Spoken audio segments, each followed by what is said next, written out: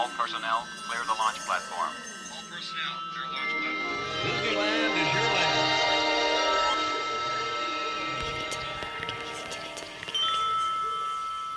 The Leaving Today podcast, the show about the news, history, and attractions of the Disneyland Resort.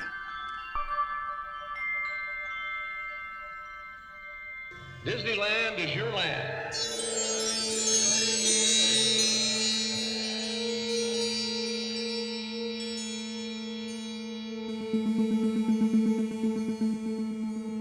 Well, come on, Wendy. Let's go.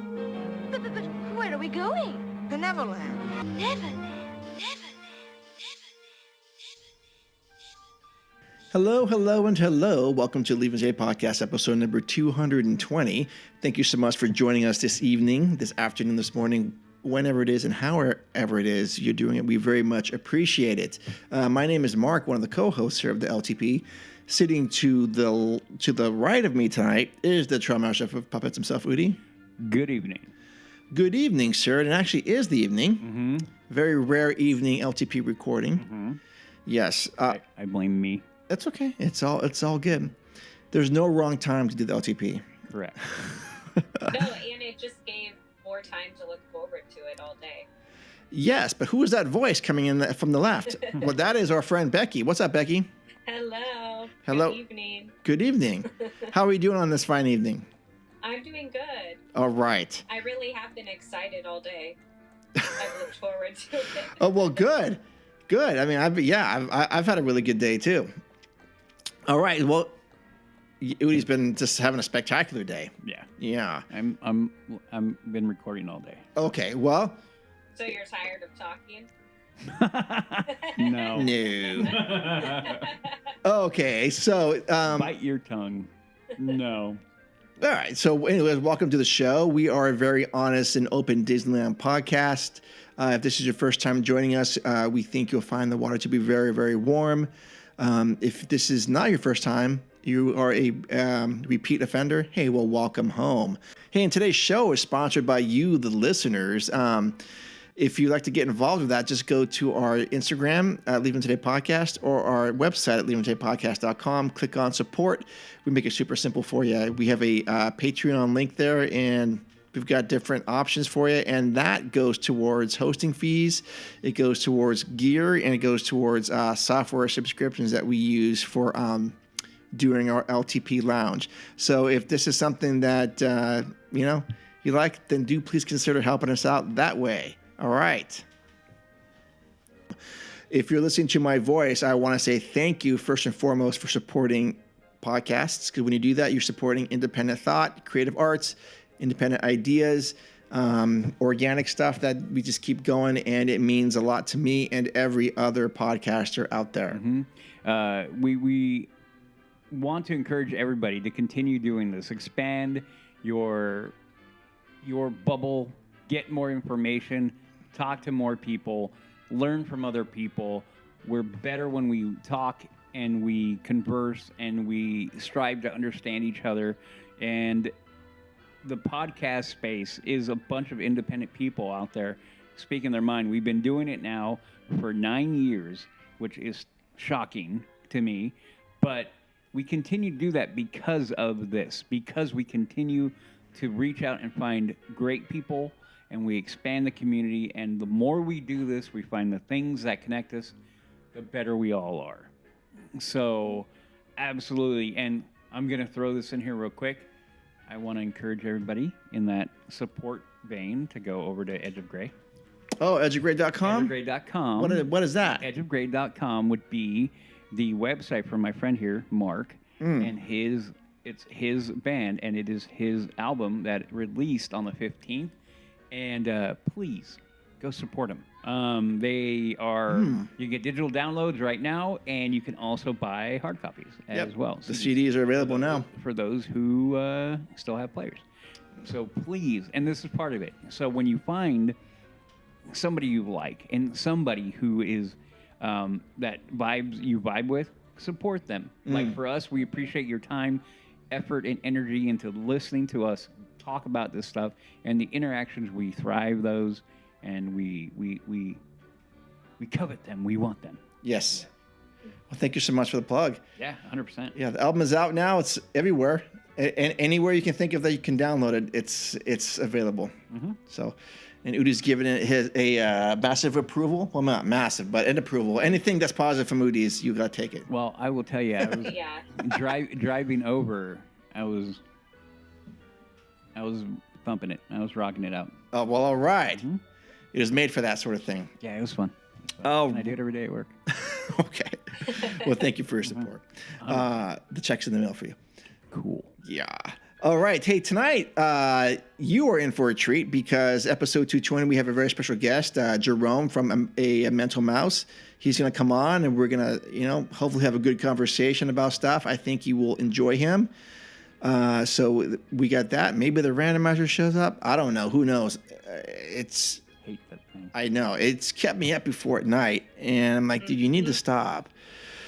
But we have the news before that. And hey, tonight's opening question is this. You have 2 hours between the 5 p.m. and 7 p.m. to be at Disneyland. 2 hours only. Then you got to go. You must go. What are you guys doing in 2 hours? In between the 5 o'clock and 7 o'clock hour. Don't anyone speak at once. No, I was waiting for Becky. I got mine. No, you can go first. I'm just thinking through it. In 2 hours, I'm going to look at.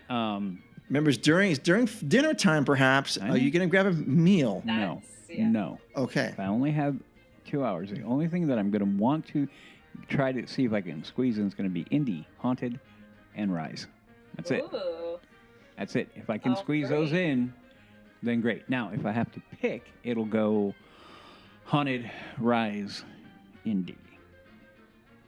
Okay. Okay. And then you're gone. Okay. Interesting. Okay.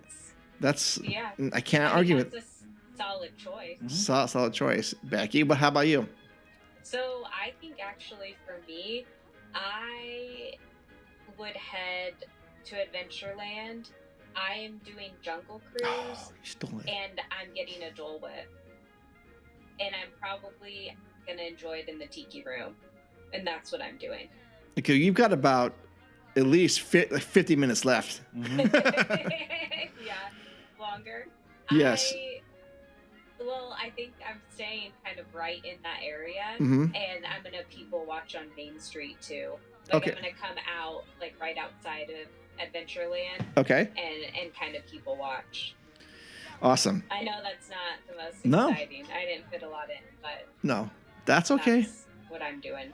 There's no wrong answer here. What about you? I'm going to do very similar to you. I'm going to walk down Main Street slowly, take it in. I'm going to turn left at the hub. I'm going to go to Adventureland. I'm going to ride Jungle Cruise. After that, I'm going to walk over to Bengal Barbecue and just go, oh, this smells great. But I'm not going to get anything because I'm going to save my food for a little bit later. I'm going to go down Main Street again. I'm going to take a ride on Disneyland Railroad, do a grand circle tour of the park. And then go down Main Street again and grab an ice cream and probably just stroll around with an ice cream cone for a little bit to do some people watching and soak up the vibe of I'll probably walk through Frontierland. Then I'm going to turn left, go up past Pirates, and then turn left again by the tree and come back around through Adventureland. Then probably that'll take me very close to 2 hours. Then I'll weep. I know, and cry. I actually really wish we were there right now. Yeah, I was talking about that tonight. I was like, I'd love to be there right now. Yep, and I often think that. Okay, well, that's opening question. So I know we want to get to Jerome, so let's get over to the news. You listen to me now. You are talking about things that you do not understand. Okay. First news item is Disneyland Magic Key reservations are sold out for the 70th anniversary. Pass holder reservations are unavailable for July 17th, the date Disneyland opened in 1955. But that could change. Disneyland annual pass holders who didn't move fast enough when reservations became available for the 70th anniversary of the Anaheim theme park will miss out on the festivities and have to wait to see the new Walt Disney audio animatronic figure. All Magic Key reservations are unavailable for Disneyland and Disney California Adventure on July 17th, the date the park opened, as I just mentioned. Inspire and Believe Key reservations are no longer available, according to the Disneyland website. Enchant and Imagine Key holders are blocked out for Disneyland and DCA on July 17th. Things don't look much better for Disneyland annual pass holders on May 16th, the kickoff date for the year-long 70th anniversary celebration. All Magic Key reservations are unavailable or blocked out for both parks on May 16th. And daily tickets and reservations for both parks, but they're still available for May 16th and July 17th. So if you spent the money on a Magic Key, you're blocked out. However, they will say you can more than welcome to buy it for that day, and I think that's silliness. That's the best word I can think of. Additional Magic Key reservations for the 16th and 17th could become available at any time if pass holders cancel their plans or Disneyland decides to make more reservations available. This is on the heels of Disneyland finalizing a $9.5 million class action lawsuit in 2024 that alleged the theme park artificially limited Magic Key capacity and restricted pass holder reservations. You think Disneyland pass holders will have plenty of opportunities, however, between May 16th and July 17th to see the 4 entertainment offerings planned for this 70th anniversary celebration, which are Paint the Night, the Nighttime Parade, and Wondrous Journeys fireworks show at Disneyland, and Better Together Parade and World of Color Happiness Water Show at DCA. 2 additional shows will debut at Disneyland on July 17th, which is the Walt Disney and Magical Life in the Main Street Opera House, and The Last Verse, which is a short film that's going to be playing in the Main Street Cinema on Main Street, USA. And the Last Verse is the Richard Sherman one about The Last Verse for It's a Small World. And more good news is daily tickets for May 16th and July 17th cost only $196 for a single park and $271 for a park hopper. Oh my Only God. $271. Wow. Yeah, the Disneyland anniversary. The Disneyland anniversary discount package makes tickets available as low as $100 for one day, one park ticket good for May 16th through August 14th, when prices typically hover between $142 and $205. Oh yeah. Okay. Thoughts about that? Udi's shaking his head. You must be in agreement, yeah? No. I can't. They were on a good track. Uh-huh. They were on a good track. Yeah. And then now, here we go. Here we go. Like, why? Why? I feel like it's to create the artificial scarcity And for the day. and you know what? To be real, you're probably right, because they're trying to amp up, but to me, when they do this kind of stuff, they're trying to, again, maximize the revenue and then get people to be like excited. Mm-hmm. This, and you can make that argument maybe, hey, once in a lifetime, blah blah blah. Okay, but come on, man. Yeah. Come on, like, no. I mean, what again? If they want to do that, okay, you want to charge that kind of price, fine. Mm-hmm. I mean, well within their right, but please deliver something that would at least make me feel like money well spent. Mm-hmm. And you go off of that, and I'm like, I don't know if I get that. Well, I also feel like too that you are kind of like slapping the hand of the person who's most excited to want to go that day. Mhm. Because I mean, yes, there could be I don't have a Magic Key, and I know what July 17th is. However, not everybody does. Some people are just planning their event and it happens to be July 17th. They don't know that it's anything special. I feel like all Magic Keys should have availability that day. There shouldn't even be one blocked out because you are the people who are, giving, I don't know, you're investing in the company that way. I don't like that, but I understand that some have blackouts. But I think that should be a day where it is, I guess in general, I don't understand the whole only this many Magic Keys can go, but then it's still available for somebody like just general population. I don't think that should happen. It should just be if it's all Magic Key people who are going to the park that day, then that's who it is. Like, why are they stopping it but allowing general population? Or whatever you call it, the non-Magic key holders. Yes. I don't like that.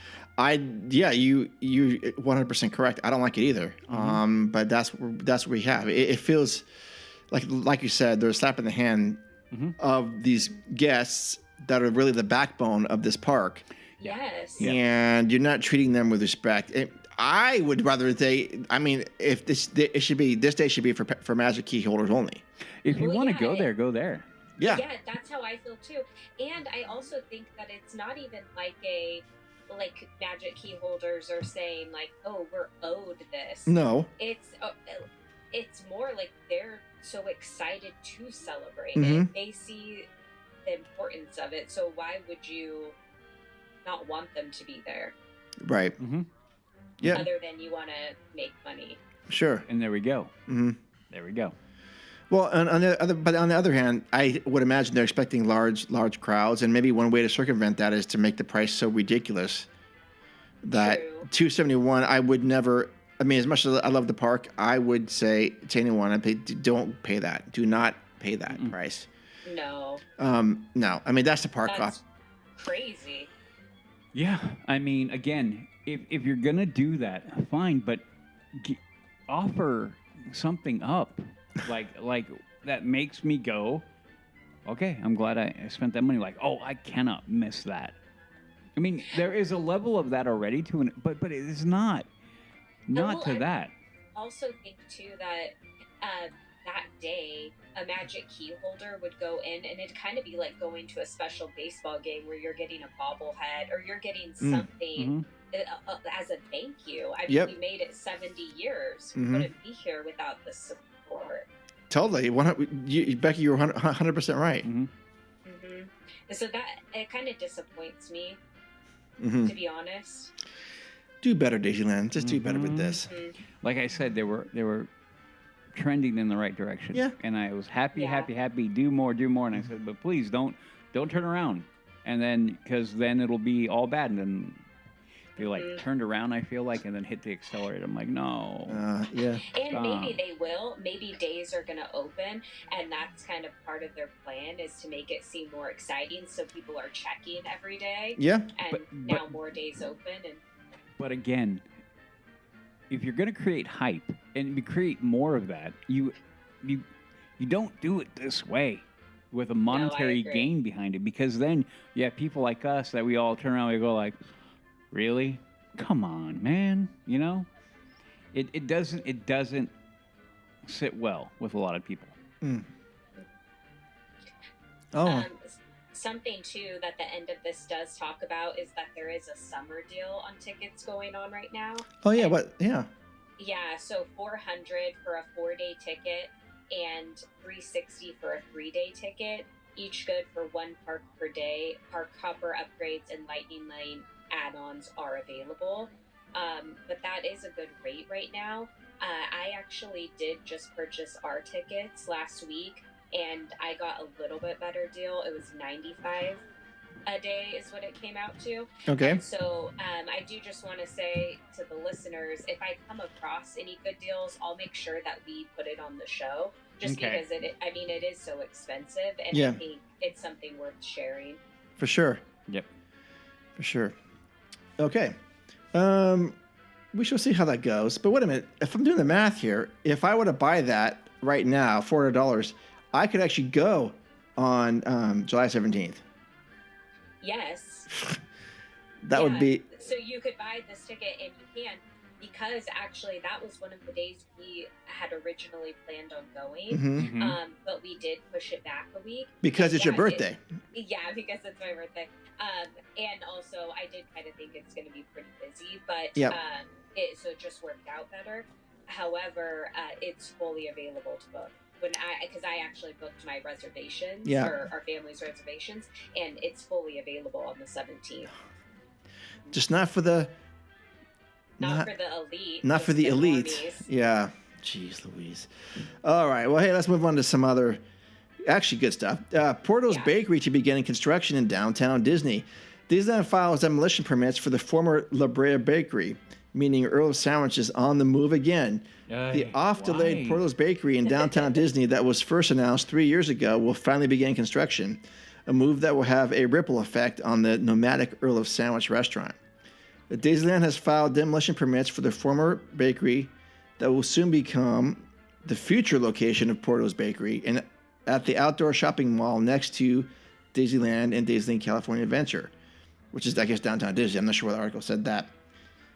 Permits filed with the Anaheim Planning and Building Department call for 2,600 square foot La Brea Bakery and 2 nearby Disneyland ticket booths to be demolished with the utilities capped and foundation removed, according to Theme Park IQ. Porto's Bakery and Cafe officials have previously announced the construction would begin on its downtown Disney location in 2025. Porto's decision to open a downtown Disney location on the site of the former La Brea Bakery was announced during too much fanfare during the D23 Expo in 2022 at the Anaheim Convention Center. Temporary Earl of Sandwich location moved into the former La Brea Bakery eatery while Porto's pressed pause on the plans for the east end of downtown Disney. Earl of Sandwich installed a temporary trailer in 2024 in the west end of downtown Disney next to Star Wars Trading Post. And Earl of Sandwich is currently operating both downtown Disney locations. It was torn down in 2022 along with the AMC Theaters, Starbucks West, and Sugar Boo & Company as part of the renovations for the west end of downtown Disney. And this all goes to say that a new two-story Earl of Sandwich location under construction near the downtown Disney Performance Lawn will include a quick-service walk-up counter, sit-down Earl of Sandwich Tavern restaurant, and an upstairs bar. The new Earl of Sandwich location scheduled to open later this year with a topping off of ceremony for the final piece of construction steel to be held this week. So that's a big breath of information. The gist of it is we're looking at conceptual art for Porto's Bakery. Yep. Jay says this is fantastic, so that means it's got to be good. Mm-hmm. If Jay wants to go there, that's gonna be a place I would recommend you go. And I love the architecture of this. Yeah, it does, and I feel like people rave about it. Mhm. So I wouldn't say I'm excited in the sense of I don't know what to be excited for. Yeah. But it has to be good because everybody talks so highly of it. Yes. Yep. So I'll definitely try it once it's open. 100%. And the architecture is very akin to Arthur and Sons Steakhouse and Bourbon. Yeah, you're so right. It looks just a lot like that. Yeah, that same thread. Mm-hmm. Yeah. And I'm here for it. Yeah, for sure. Yeah, and I'm looking forward to that. I'm also looking forward to this Earl of Sandwich Tavern and upstairs lounge. So that I'm looking forward to see what that's all going to be about and see what the vibe is. And yeah, that is awesome. It actually does look really nice too. Yep. Oh, absolutely, it does. Yep, it looks great. Did you go into the Parkside Market when you were there last time, Becky? No, I didn't, but I did walk by it. Yeah, I mean, And it looks great. Yeah. I mean, it looks great, but no, I didn't. It seemed kind of expensive, and I do have to admit, once I'm in there, I don't like leaving the parks, like the actual park when I'm there. Oh. Park day. Yeah. I agree with you. Which is why when we do our trips, we bookend either side. We're going to get there early. Which is great, I think. Well, I don't know if it's great, but it helps. It does help. Yeah. And also, once my kids are maybe walking and can like walk fast between locations Yeah. instead of having to, get the stroller. I mean, I guess that's actually pretty easy, Mm-hmm. because I just roll them there. But it seems like a lot of work in some ways when we could just stay at the park and, Yeah. enjoy. Yep, absolutely. But no, I agree. I don't really like to leave the park when I'm there. Yeah, when you're there, yeah. I used to be different with that, but now like I'm here. Like Yeah, I I want don't to be here. I don't wanna think be here, I would leave midday to go to Trader Sam's and then go back. I don't think I would. No, I'd rather. I mean, because to me, At the way night. the way we've always done Trader Sam's, and it has always been the same thing. It is a finisher. Like it's the nightcap. It's the adios. That's that we're ending the day. So Yeah. that's where we do it. Yeah, absolutely.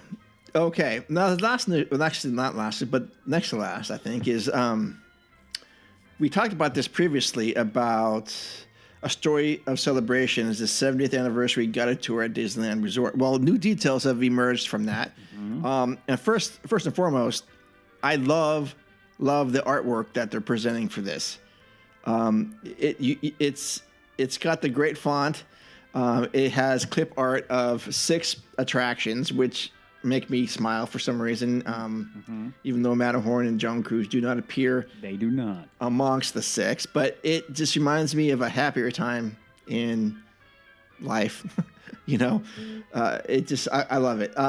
So let's unpack this real quick of what you get, and it is a legacy of happiness, and this is a tour that you can take during the 70th anniversary, and it's something that I think I would do. But let's go.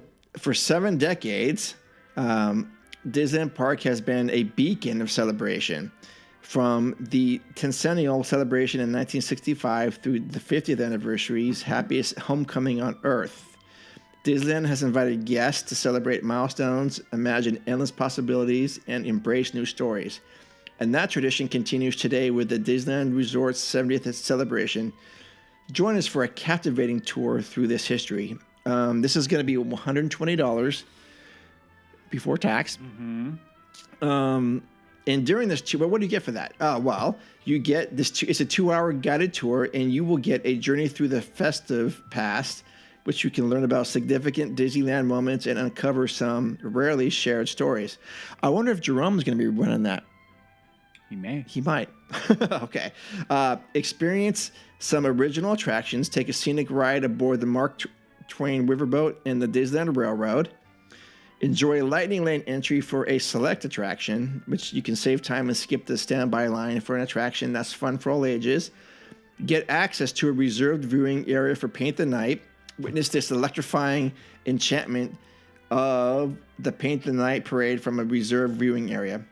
It says munch on some popcorn, savor some buttery bites of this. We all know what popcorn is. I guess you get some popcorn while you watch Paint the Night. And Yep. you receive a special tour keepsake, which you can take home a memento of your peek into the past. Becky, what is your initial thoughts on all this?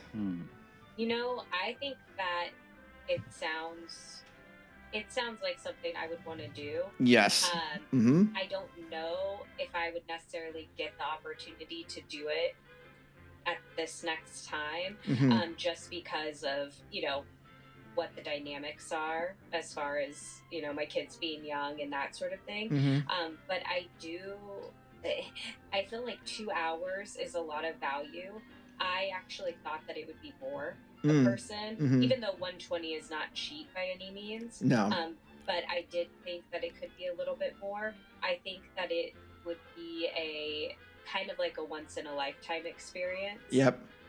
Really, especially with it being around the 70th. Yeah. And the marketing, like you said, the picture, you'll have to post something with it, but just seeing that marketing, like that gets to me. I get the feels with that. Yes, see, I'm not alone with that. I was like, I love this. Yeah, no, I mean, how can you not when you look at that? I know.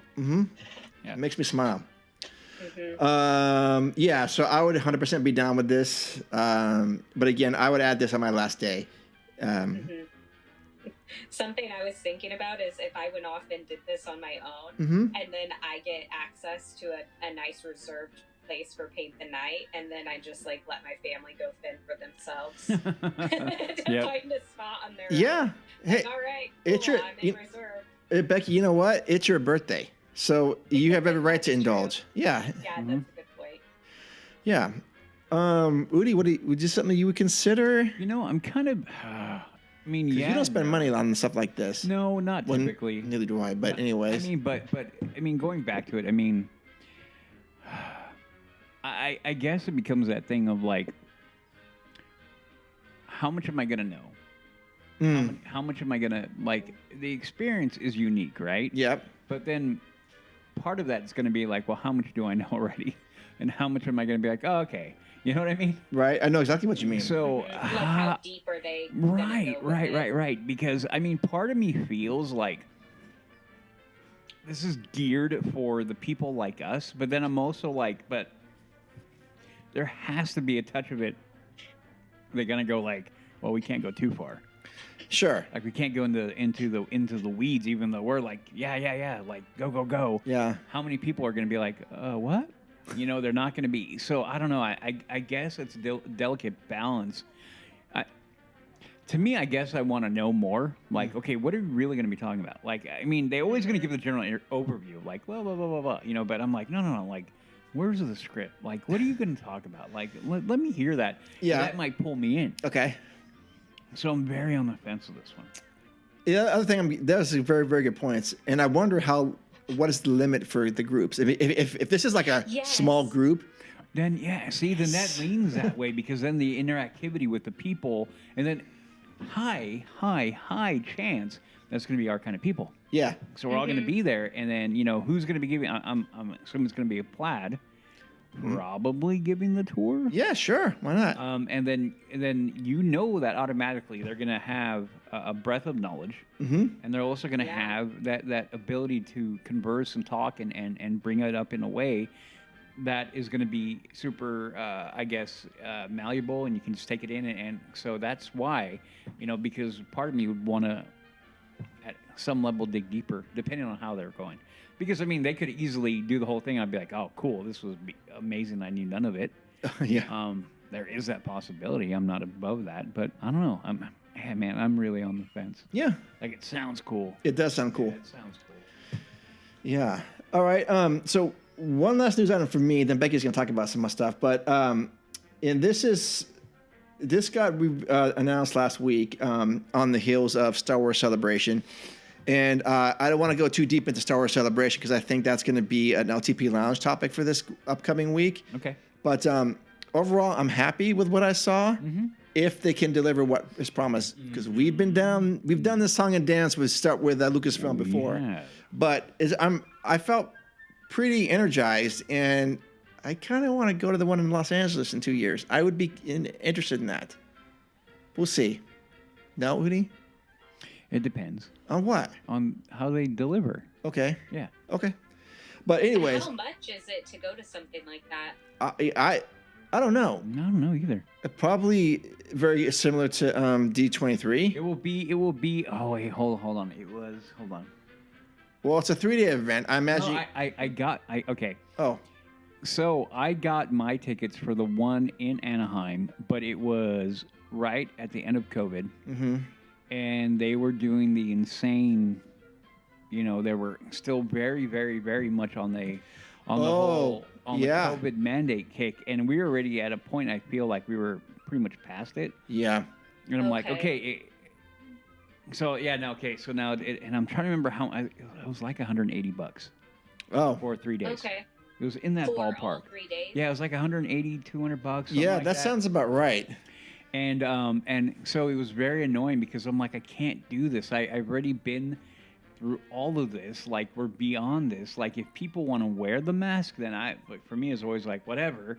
But I'm like, why are you going to make me do that? Like, and so I was like, I can't because and the thing that made me mad, I remember this now, is like, oh yeah, when I start talking about people like who went, and I'm like, yeah, they weren't that strict. And I'm like, Sure.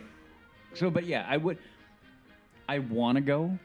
I've always wanted to go. And when it is in LA, it's 2 years away. Yeah. So I want to see where we are at that point. when tickets go on sale, I'm gonna be more apt to want to go still. Yeah. But I'm gonna be curious. These next couple years for Star Wars is gonna be interesting. Okay, and we will talk about that on LTP Lounge. We'll go deeper in that. But what this does, this next story, does impact Star Wars Smuggler's Run. Yep. And I think this is really good. Yep. New details revealed for Star Wars Smuggler's Run update featuring Mando and Grogu. Okay, Walt Disney Imagineering has released new concept art and gameplay details for the upcoming update to Millennium Falcon Smuggler's Run, set to launch May 22nd, 2026 at both parks. That's Disneyland and Walt Disney World. The upgraded experience will introduce new locations, enhanced interactivity, and a fresh storyline featuring the Mandalorian and Grogu. So, for the first time, riders aboard the Millennium Falcon will control not just the ship, but the destination itself. Guests can now set a course to one of several iconic Star Wars locations, including Bespin, which we all know. Becky knows this is the cloud-covered city above a gas giant. She knows that. Everybody knows that. The wreckage of the second Death Star floating above Endor, Coruscant.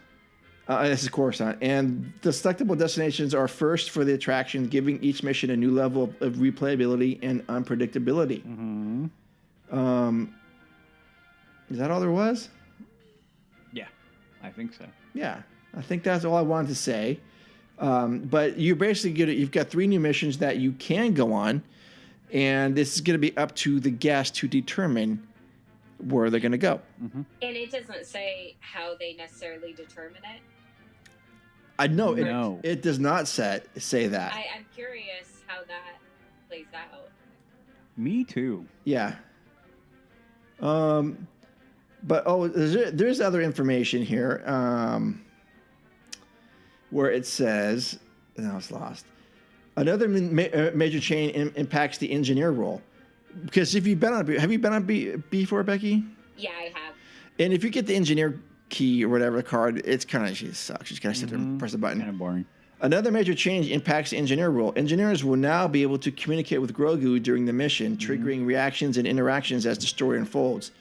This new feature brings an added layer of immersion and character connection for riders in that position. In addition, there's an updated storyline that introduces a bounty hunt organized by Hondo, who's caught wind of a shady deal on Tatooine between ex-Imperial officers and a crew of pirates. With a reward on the line, guests join forces with Mando and Grogu to track down the culprits and navigate through various destinations in pursuit. Yeah. And they say that Disney confirms that the attraction's new plot runs separately from the advanced upcoming Mandalorian and Grogu feature film, which premieres May 22nd, 2026. Good. Yeah. Okay. And I think that's really what I wanted to say about that. I think this is a great design win for Disney, and I am glad that they are doing it.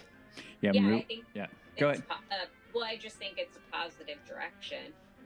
Oh, for sure. Yeah, and I think we've talked about it before, how they need to update that and keep that going. And I think we had that was one of our ideas, like, hey, why don't they do a random thing, kind of like what they're doing with Star Tours. The fact that we can kind of pick, that's like a new element to it. Yes. Mm-hmm. So I'm really, again, I have to commend them because they're doing their best because of the joining the old with the new, because they're gonna. It's a really smart idea to go to the planets that we all know. Mm-hmm. And I cannot say how great that. Yeah. Good of an idea that is. And for someone like me who routinely skips this attraction, now I'm going to go on it. Yep. Because I want to see what this is going to do. Yep. And I want new adventures with this. Mm-hmm. Does that one make you feel sick, or you just get bored of it? If I am the pilot, I get sick. But I can do it. In fact, I've deferred it. When I've gotten the pilot card, I want to end up being like the gunner. I'm fine if I'm the gunner, or the engineer, because I can sort of like look away. But I think I'll be able to handle this, and I want to do it. Cool. All right, our last news item, Becky. You have some stuff you want to talk about?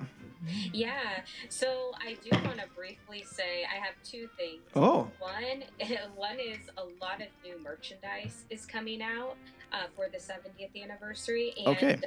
there's been a lot of really neat stuff. So I definitely encourage everybody to stay looking, or if you do add me on Instagram and you want me to share anything with you, I will. But the Her Universe collection, which is coming to D-Lander and the Ferocity Shop Mm-hmm. in Disneyland, they have a really nice varsity jacket Oh, yeah. yeah, it's really nice looking. To me, it reminds me of very classic Disneyland clothes. Like, I feel like my mom had a jacket like this when we were Probably. younger. Mm-hmm. Yeah, it's kind of a sporty look. It's sporty. Well, it kind of looks like a Letterman jacket Okay. to kind of fill, and it has the Disneyland kind of old school sign on the back of it. Cool. But it's really nice. They have some nice cardigans, dresses, and just nice sweatshirts in general. But I've seen a lot of great ears. I've seen a lot of Toy Story. So if you're into Toy Story, there's a lot going on with that, with like Mickey ears or ears that you put on that different hats Okay. going on. Yeah. But then there is a lot of good food coming out, or at Mm. least seems good. I guess we'll clarify with Jay what is good. Oops. Sorry, I pulled up the. Sorry. So we'll clarify with Jay what is actually good and what's not, because I know he'll come on to talk about some stuff with us. But there is going to be some new drinks coming that Mark and I were talking about. And one is going to be a new watermelon lemonade at the Hungry Bear Barbecue Jamboree, served over ice and topped with lemon-flavored popping spears. Mm. It's non-alcoholic and also available in a Jamboree mason jar sipper. Okay. There's a new peach lemonade with peach rings at Harbor Galley. Lemonade and peach puree, I like garnished peach. with peach rings and rimmed with chili lime seasoning. Yeah. Considering I'm going in July, that one sounds really good. Sounds refreshing. It does. Then there's a new pineapple agua fresca at Paradise Garden Grill. A new fresh pineapple cocktail at Paradise Garden Grill. Tequila, agua fresca de piña, and chili lime seasoned rim. That sounds good. New lychee strawberry green tea at Little Red Wagon. Green tea infused with lychee flavor and topped with strawberries. I have no idea what that is. Lychee, it's... have you never had it lychee anything? No. Mm-mm. It's pretty sweet. Okay. I guess a fruit. But I would say it's pretty sweet tasting.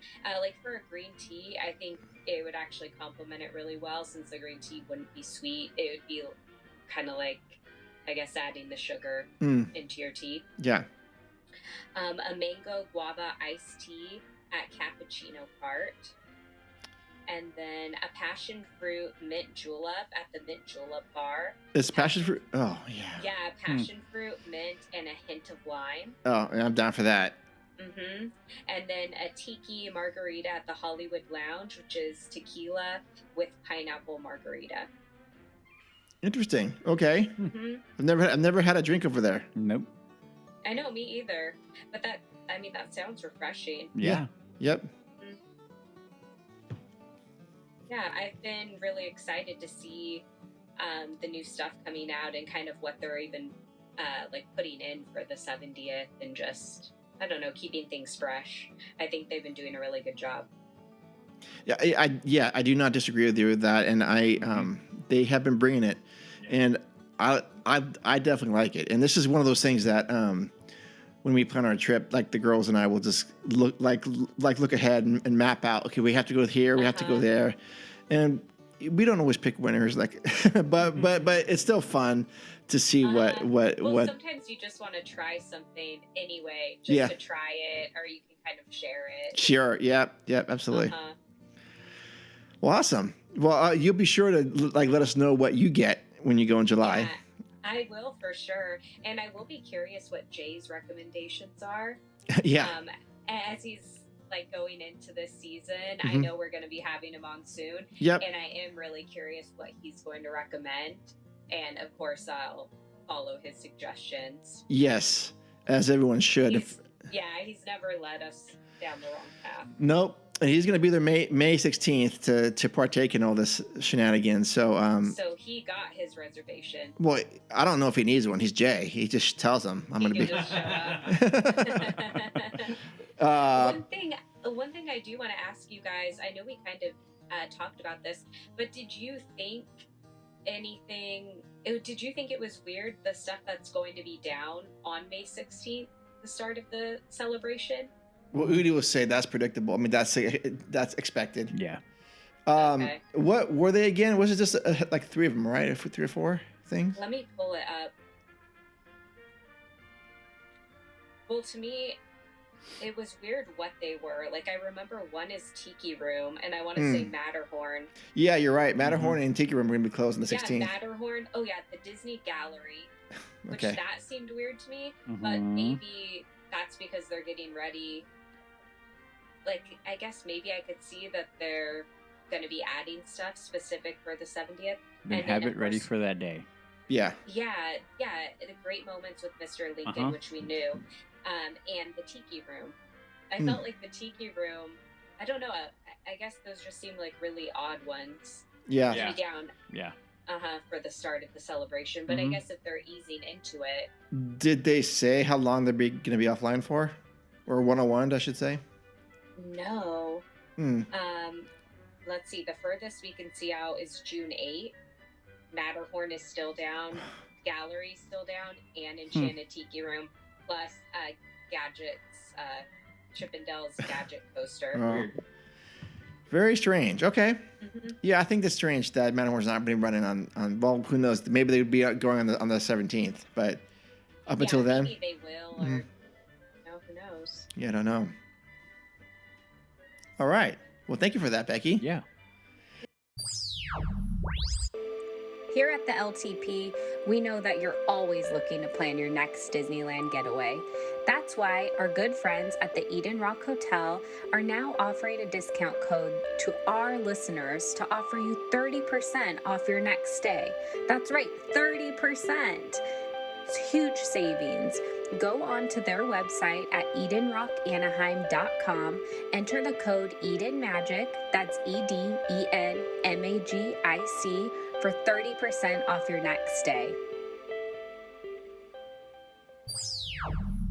All right. Well, let's get to Jerome, because I know you guys want to listen to that. So let's go on to the feature presentation. And now for our feature presentation. Hey, LTP family, right now is our feature presentation.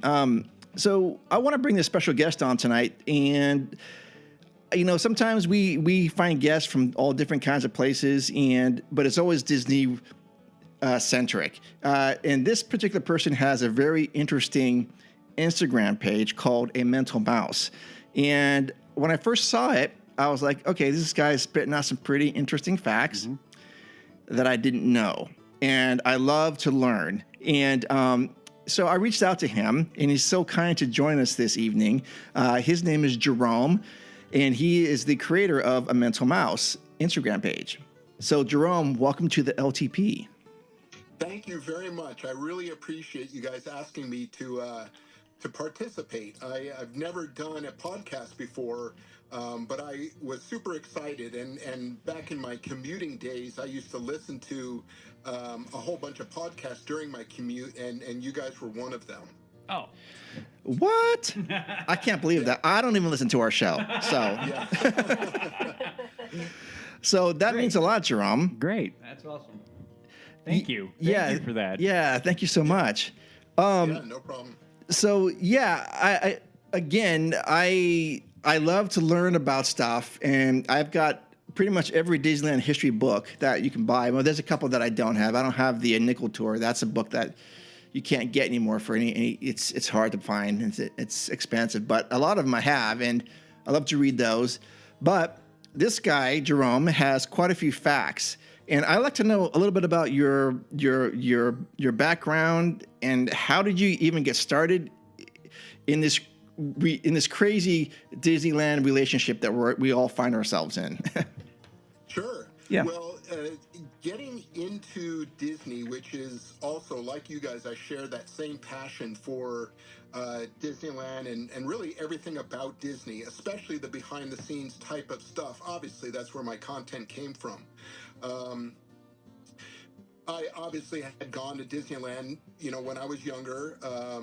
Didn't grow up in the area, but went to Disney when I was fairly young and just obviously loved it. And then didn't go for about 30 years. Okay. And there was about a 30-year gap between, it was like literally the early 90s. My son was 3 years old and we took him to Disneyland. And then we just never found ourselves back again, regrettably.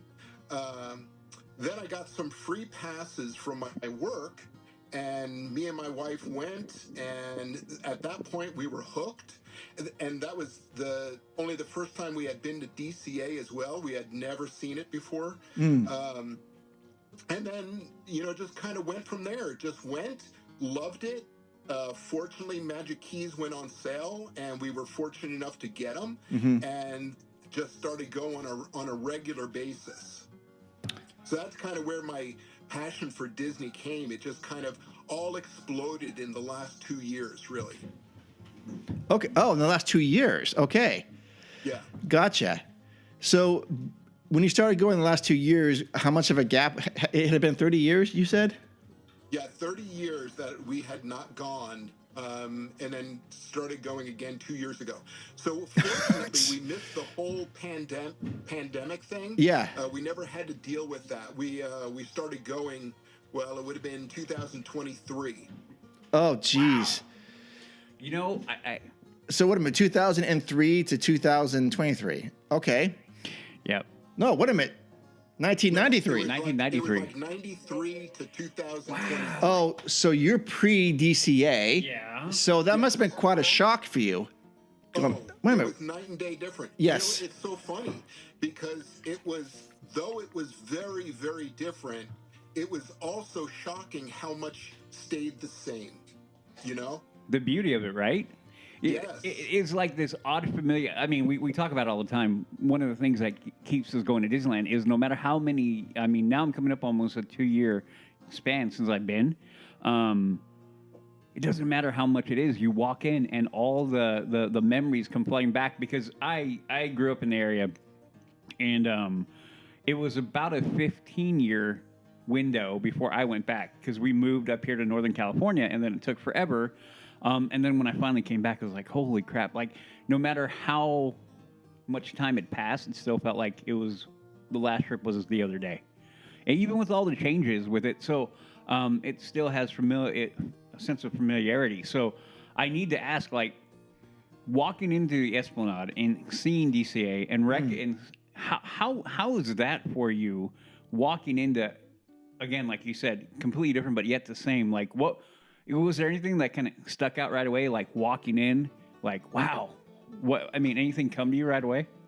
Yeah, how big it had grown, because the last time I was there was no DCA and there was no downtown Disney. Oh, man, and yeah. Strangely enough, I had never even gone to downtown Disney during that span as well.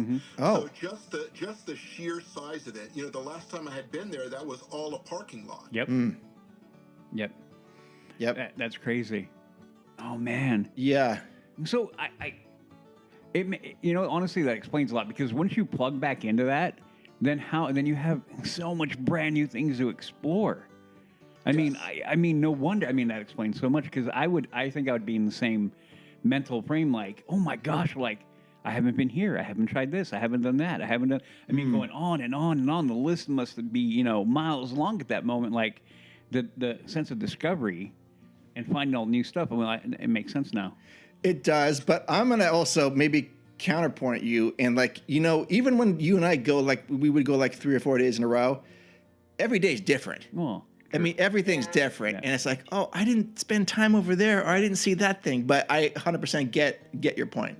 Yeah. Whenever you were going back when you just started going back, and were you aware of the reservation system and all of those types of things, or was that all just a shock to you? That was all a shock. There was nothing about that. So, but on the positive note, I didn't know otherwise. So not having to deal with a reservation, it just seemed like it was a normal change. You know, everything had changed so much, though a lot, you know, we talked about a lot stayed the same, but things changed enough where I didn't know any different from the reservation system. So it didn't bother me then. It bothers me now. I can see that. Yeah. But certainly didn't bother me when we first started going. Yeah, it was just like, okay, this is what we do now. It was that kind of mentality. Mm-hmm. Okay. Yes. That's awesome. He is one of us, see? Yeah, for sure. Hates the reservation system as well, yeah. Oh, that's okay. Yeah, I wanted to go this week, and I got Tuesday, and I had Friday, but it was tough. Like the last 2 weeks, there was a lot of blocked out dates. Yeah. So you must be like within like a half an hour of the park or something? Yeah. With no traffic, it's about 35 minutes. Nice. So it's really nice. Yeah, really nice. Great.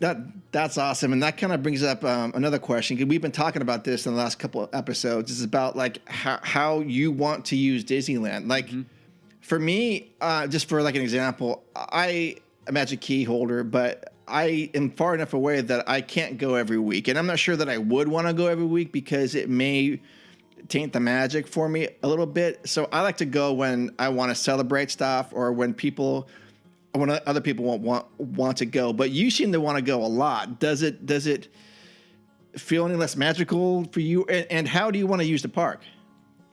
So yeah, that's a great question.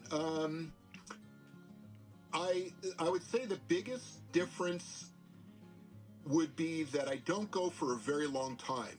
I'm there for maybe a handful of hours on the short side, maybe. Oh man. On the short side, maybe 2-3 hours. On the long side, maybe 5-6 hours. So I'm not there that much, which helps. You know, it keeps things fresh.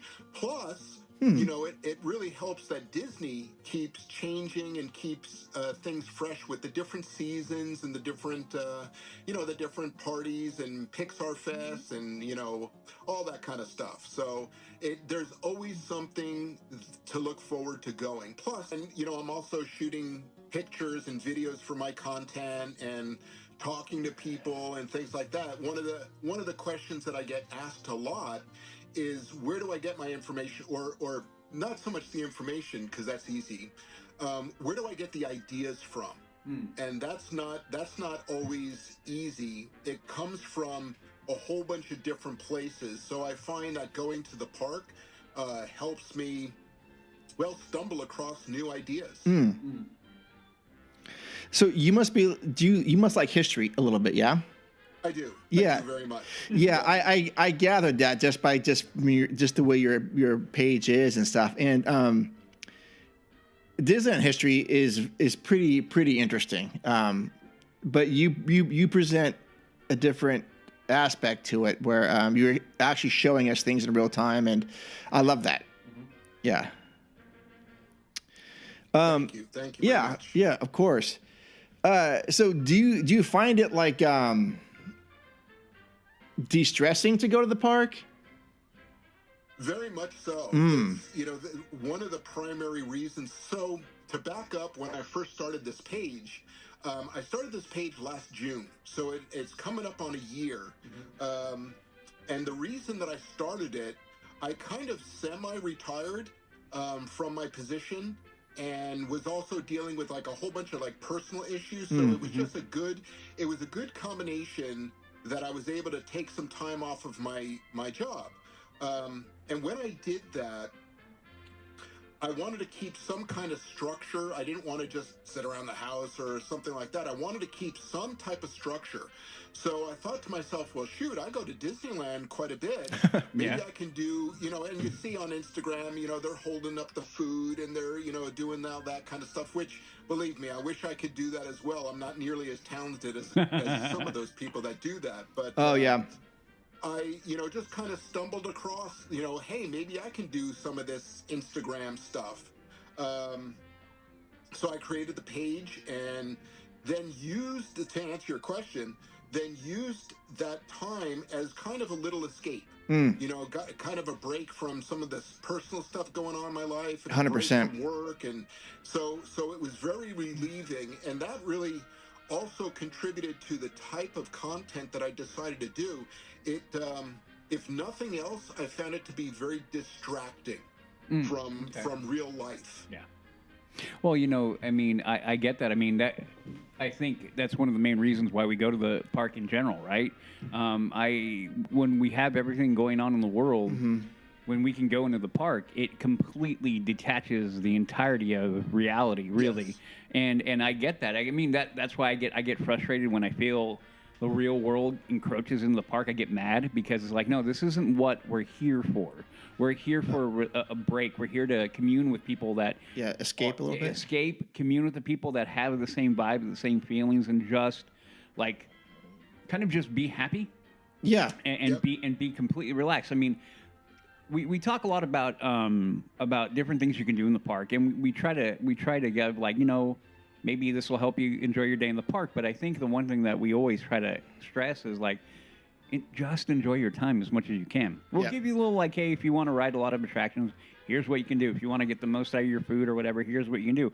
But at the end of the day, we're always talking about but take your time at one point in your trip, if you're doing a multiple day trip, to just enjoy the park and understand why you're there and plug into the basically good vibes, for lack of a better way of putting it, that are coming out of that park. And all the people there. Yeah. Yeah, I would agree. And, when I'm there, you just kind of forget about everything else. And if you do have a concern or a problem, it's oftentimes something that's in the park. I'll see something that is either not clean or not painted or something that's the problem of the day. I'll look at something that, needs to be cleaned. It's like, come on, Disney, be better. Yeah. And that's the problem, as opposed to when I leave the park, then you got to deal with the real life stuff. Yeah. Definitely. Oh, man. So true. I think early on in our podcast history, I'm going to say episode 2 or 3, we were talking about positive energy at the park and it just how it radiates around where you cannot help but feeling happy. Yeah. Because and I'm not trying to get meta or anything like that, but when everyone is collectively in a good headspace and you just feed off of it, right? Yeah, it's completely contagious, right? 100%. Yeah. I feel so much so that sometimes leaving, I struggle with a little bit of depression coming back because everything does just feel so happy and so stimulating. And then, you come back and you go to a grocery store and everybody's so friendly. Right. So true. It's so funny because you can see the meanest person on the world, put them in Disneyland, and all of a sudden they're a pussycat. So. Yeah, exactly. So true. Put a pair of ears on their head, and it's like, okay, well. Yes. Very true. Yep. Absolutely. Oh my goodness, yeah.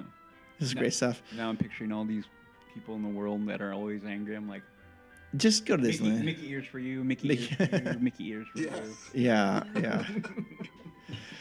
So what are some of your favorite facts, Jerome, that you have found? Yeah. What is the one that you kind of went like, whoa, no way, or do you have those all the time? I do have that a lot, but I would say that my favorite one, and coincidentally, my most viewed is the Dorito story. Oh yeah. Yep. Doritos started right there in Disneyland, so that was one of my favorites to do, and certainly there was a lot of views on that one. Yeah, I like the music. That one was good, and I also enjoyed, because I did not know this. I was talking to a cast member one time, and she said to me, "Hey, do you know about the Echo Spot?" And I said, "The Echo Spot?" I said, "No. What is that?" Yeah. And she told me where to go in Tomorrowland, and I thought, "Oh, this is the coolest thing I've ever experienced." So I did a reel on that. Yep. And that one did really well as well. But when I think of things that surprised me, yes, it actually happens quite often. Nice. That's crazy. Yeah. What? No, I'm just saying it. I love that. I love the fact that no matter how much you can explore the park, that we will still find things like, so going through your page, it was like I was telling Mark, I'm like, oh yeah, I knew that, and then the Echo Spot I didn't know. I didn't know that either. No. The Dorito, I'm like, Doritos, and I'm like, yeah, I'm like, beautiful. I like the music you had playing like it was a Dorito. Yeah, I started laughing. I'm like, it's beautiful, and like the mail. So I think here we are. I just gotta. We always go there. How great the park is because of things like this.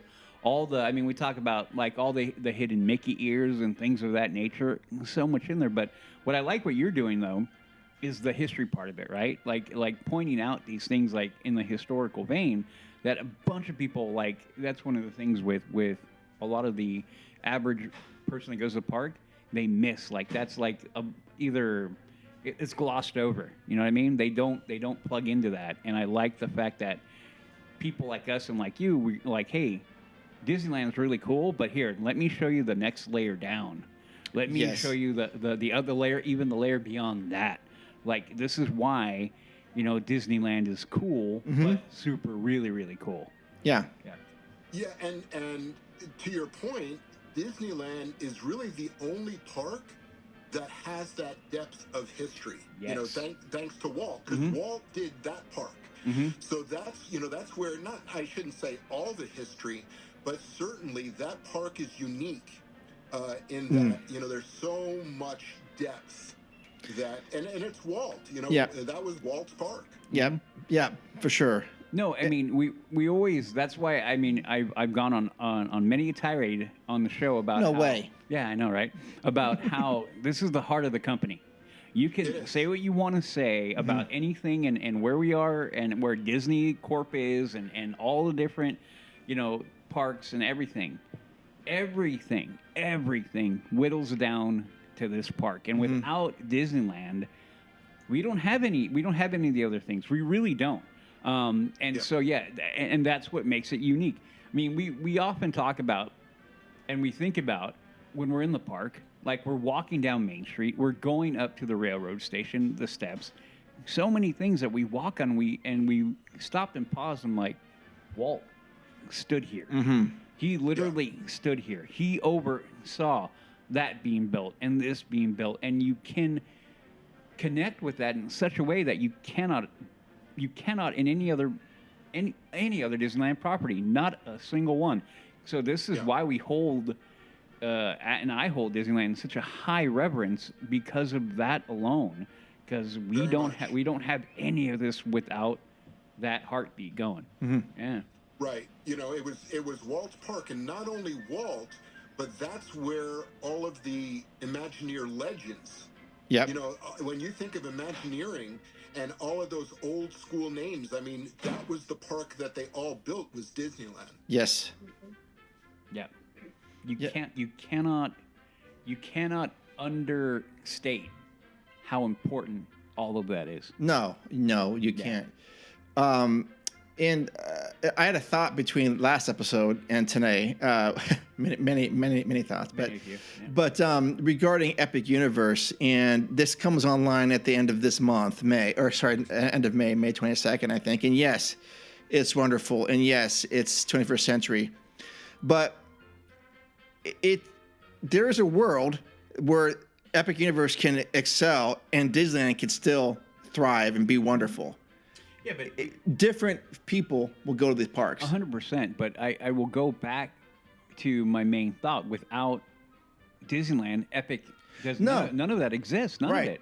Well, I mean, look, we can say without without pirates, without Haunted Mansion, right? We don't get Rise of the Resistance. Right. We can go on and on and on with that. Yeah. But what I'm saying is, I mean, I know we were kind of going, well, Disney needs to do this and this and this because of Epic Universe, and I'm thinking, not to Disneyland, they don't. Well, but anything beyond the berm, they need to. Yeah, beyond the berm.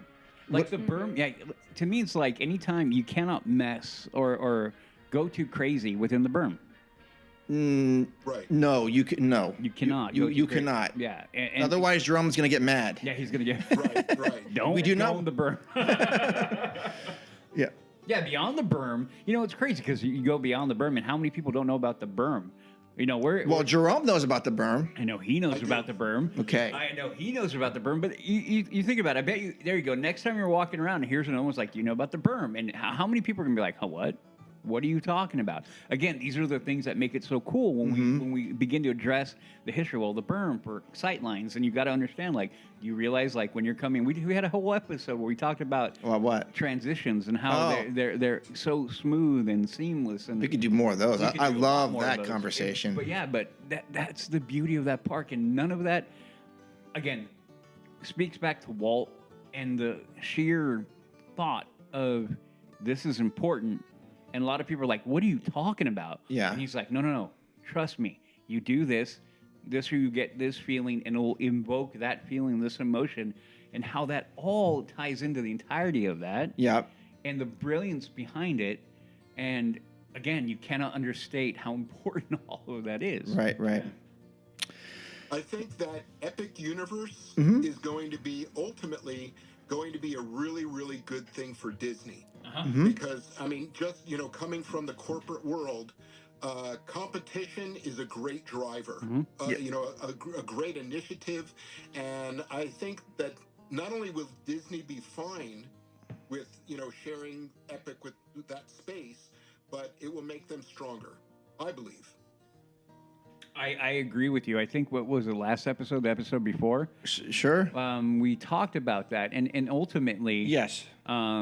I think we all came to that exact conclusion. Like, regardless of whatever, I personally think that because I believe Becky made the comment, like, I don't see in a world where Epic will overtake Disney, and I said I do, but that's only at the hands of if Disney doesn't move. And yes. And I was critical because I'm like, where are we at with Disney Forward? Where are we at? Like, come on, let's go. Like, anybody who loves that park and loves the company is going to be like, come on, Epic Universe, all cool, everything. Like, I've seen plenty of videos, and I'm like, okay, cool. Mm-hmm. I have zero emotional drive and like excitement to go to that park. I'm like, all right, cool. But you talk about Disney, I'm like, okay, well, that's a whole different story. It is a whole different story. But I agree with you 100%. In the end of the day, the competition will push Disney. It has to. Sure. And it has to. And that's exactly the way to say it. It has to. Mm-hmm. If Disneyland wants to keep number one, which I believe Disney is still number one, they are without a doubt, they're going to need to keep pace with those changes. And I'm not talking about just a few new attractions in Avengers Campus. Right. It's got to be big. Yeah. Oh no, 100%. So yep. So this is where we pointed into, like, Disney Forward. I mean, we're talking about the potentiality of this massive expansion into that area beyond the berm, and to me, I don't see any other move right now. I haven't heard of anything, but and to me, that is, if this doesn't push them to get that moving with an expedited feel behind the whole thing, then Disney's gonna be in trouble. But I don't know. I'm torn because I have faith and then I don't at the same time. Like, come on, guys, like, let's go, because I haven't seen anything. Yeah, but they might. And at the end of the day, we want that. Yeah. We always want that. We want them to do better. We want them to be performing. We want them to deliver and continue to deliver everything that they've given us for our lifetime and for the next generation. And Becky, for like Becky's kids and things like that. Sure. Like, we need them around because of, again, going back to the history behind the park and the vibes that you get and just the community that is built around that park. Yep. Yeah, very much so. Very much so. Very much so. We are talking to Jerome, and his page is called A Mental Mouse. Jerome, let me ask you some Disneyland questions real quick. Here we go. No right or wrong answers, but I just want to make sure you are part of our tribe here. And these are just all personal preferences. Let me see if I can remember them all. Okay. Well, do you want to tell him what you're going to ask him? Why, No. okay. Oh, no, you can tell him. You can ask him. No. Okay. So we have, is it 5 questions? It's 5 or 6. We have 5 or 6 questions that every guest that we have on, when they're new, first time on, we ask them a series of questions to kind of gauge where you at and how you look at the park and what you do in the park. And we kind of just, it's fun. Yeah, no, it is not in any way, shape, or form a trivia question. It's just it's just all personal preferences stuff. Mark likes to say there's no wrong answer, and I disagree with that. But Oh, there might be a wrong answer, Jerome. No pressure. I can tell looking at his Instagram, he's not going to have any wrong answers. No. Probably very true. I have faith. Okay, Jerome, what are your top 3 to 5 essential attractions that you need to go on? 5? Up to 5. Let's just go. There may not even be 5. Sure. So the ones I have to go on are Haunted Mansion, Big Thunder Mountain. Okay. Alice in Wonderland. Whoa. All right. Yeah. All right. That one is a must. That And curveball. Peter Pan's Flight. Okay. No, you threw the curveball with Alice at me. I was like, whoa, all right. I don't think we've heard that one. Have not. That thing came out of deep left field. That's a deep cut. Yeah. How is that left field? It's one of the premier Fantasyland attractions. Oh no, Jerome, I'm definitely not disagreeing with you, but people generally don't say that attraction, and I love it. Like Pan, I'm like, yeah, all day long. Like I get that. I mean, it's not mine, but I get why Pan is a must do for so many people. But Alice, that's almost saying like Mr. Toad's for me. I mean, that's where I go like, what? We've had Mr. Toad's. Sam Genoway, author of A Disneyland Story. Have you read that book, Jerome? Say that again. The author is Sam Genoway, and the book is called A Disneyland Story. No, I haven't. He's done 2 of them, but one's on Disneyland and one is on Universal. Fabulous book. He said? Yes, because Mr. Toad. I don't remember that. Because he said, where else can you go to hell? Oh! Yeah. You're right. Yeah. I forgot about that one. So, maybe Sam Carter said Mr. Toad. I don't. A Disney artist, Sam Carter, I might add. I miss him. Well, he'll come back on the show. We just can't have him on because we're going to ask him questions and he can't answer. Yeah, he's actually like an official Disney artist now. Yeah. So he has to be a little bit more careful about what he said. Okay, let's get back to the... Back to it. Okay. Yeah. Okay, so we've got Haunted Mansion, Big Thunder Mountain Railroad. I like that. Alice in Wonderland, and... Pan. Yes, And Peter Pan's Flight. Peter Pan's Flight. Love it. Okay. Next question. What is your favorite snack and or what is your favorite place for a restaurant there? Assuming you stay more than 2 hours. Yeah. Favorite snack is definitely the popcorn. Okay. I've heard that one. And then the favorite place to eat. Is that what you're asking? Yes. I like Tiana's. I like that 7-grain with the protein in it. I enjoy that dish. I have not had that. Nope. I haven't either, but I have heard good things about it. Yeah, Tiana's is pretty good. I like the Hungry Bear, though I argue because one of my personal fun things to do is barbecue.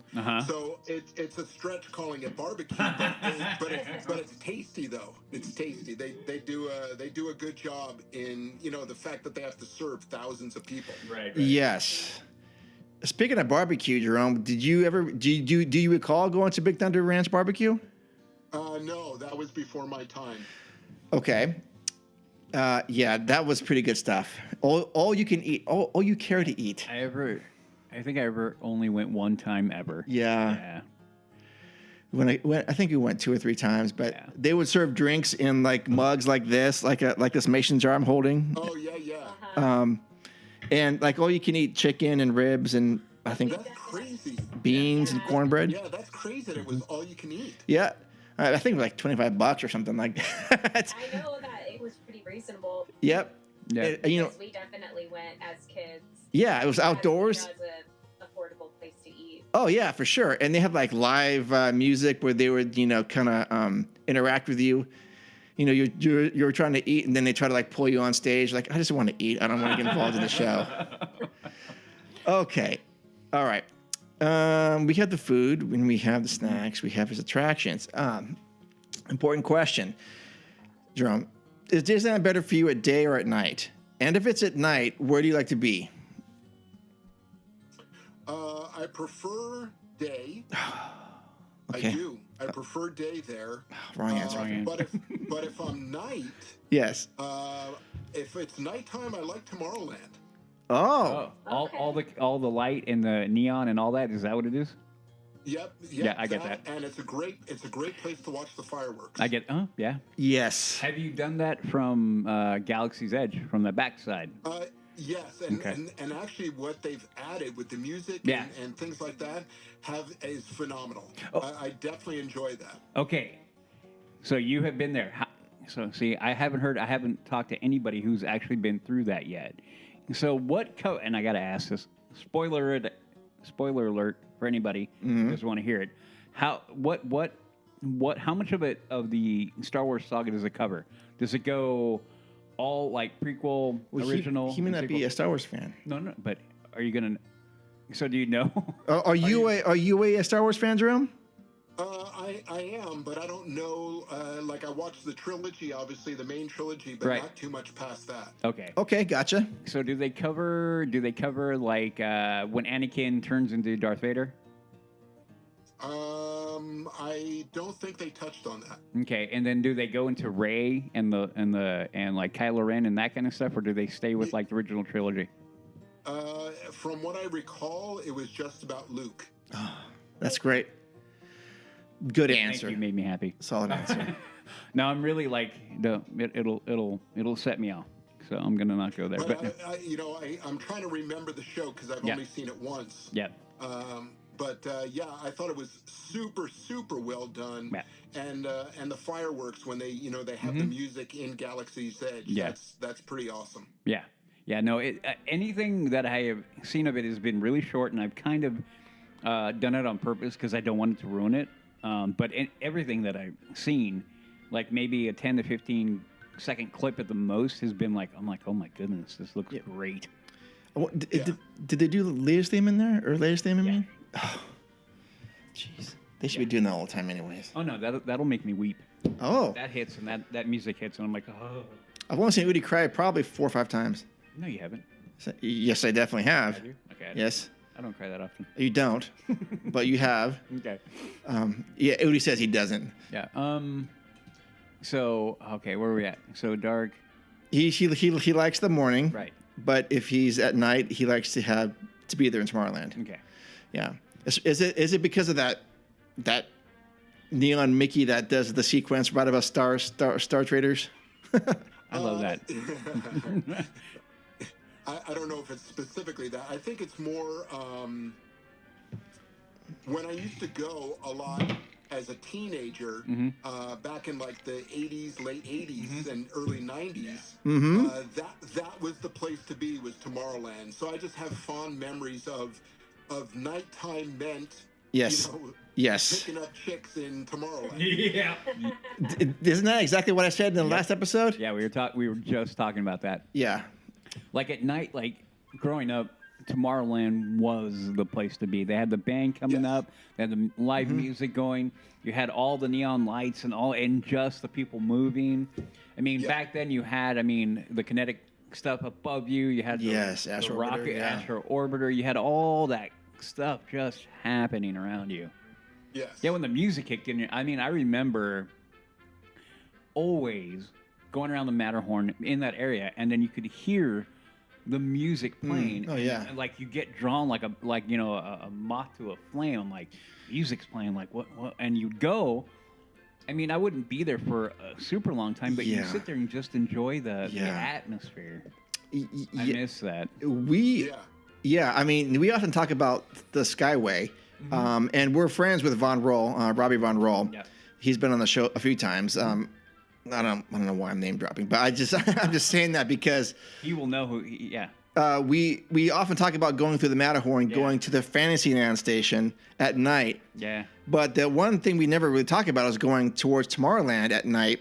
And now, when you brought that up, somewhere in the back of my mind, I'm thinking, oh yeah, that's right. I do recall that on the right-hand side, seeing the lights and hearing stuff. But yeah, that was the land. The East Side was the land of excitement back then. Yeah, for sure. Yeah, that's a great. Well, the person would have to be who you're asking would have to be old enough to remember what Tomorrowland used to be like at night. But that would be a great question for you to ask. Do you prefer going on the Skyway toward Fantasyland, or do you prefer going on the Skyway toward Tomorrowland? Yeah. And I would say at night, hands down, toward Tomorrowland. See, the funny part is I'm actually of the exact opposite. I've had this in my head, and we've talked about it. For me, growing up, I always enjoyed going through the Matterhorn and going over Fantasyland because of how it felt like you were flying into that. And it kind of felt like that was it. You're like dropping into this little area, and I always enjoyed that more. I mean, because it's a polar opposite of what we're talking about. You have all the energy and all that going on in Tomorrowland, but then when you had that, and you went into Fantasyland, it was like, you're just very like chill, and you see all the people walking at night. We're talking about because you see all the. And I totally see why you would think that. I mean, what you're describing is basically Tinkerbell's flight. Yeah. Yes. Perfect. Right over Matterhorn, or right over Fantasyland. Perfect. Yep. You're totally right. Correct. I mean, you see shades of pink and green and blue down there, and something going on, and you want to be a part of it. And for those of you who, you cannot experience it anymore, but you do get a glimpse, and I've said this before, is you do get a glimpse of this when you're on the Matterhorn at night, when you go through those quick pockets where it's exposed outside and you look down, which is also another reason why Alice in Wonderland at night is just incredible. Yes. Because you're hovering above it, but just imagine that with a steady flow of seeing it. Yeah. But Jerome is saying going from Fantasyland to Tomorrowland, in my mind's eye, I do remember, like I said, looking to the right on Tomorrowland, but I don't recall what it was like going over the lagoon. Because that was awesome. It was awesome. I bet it was. No, it was pretty good. I honestly cannot remember that. I do. Okay. At night? No.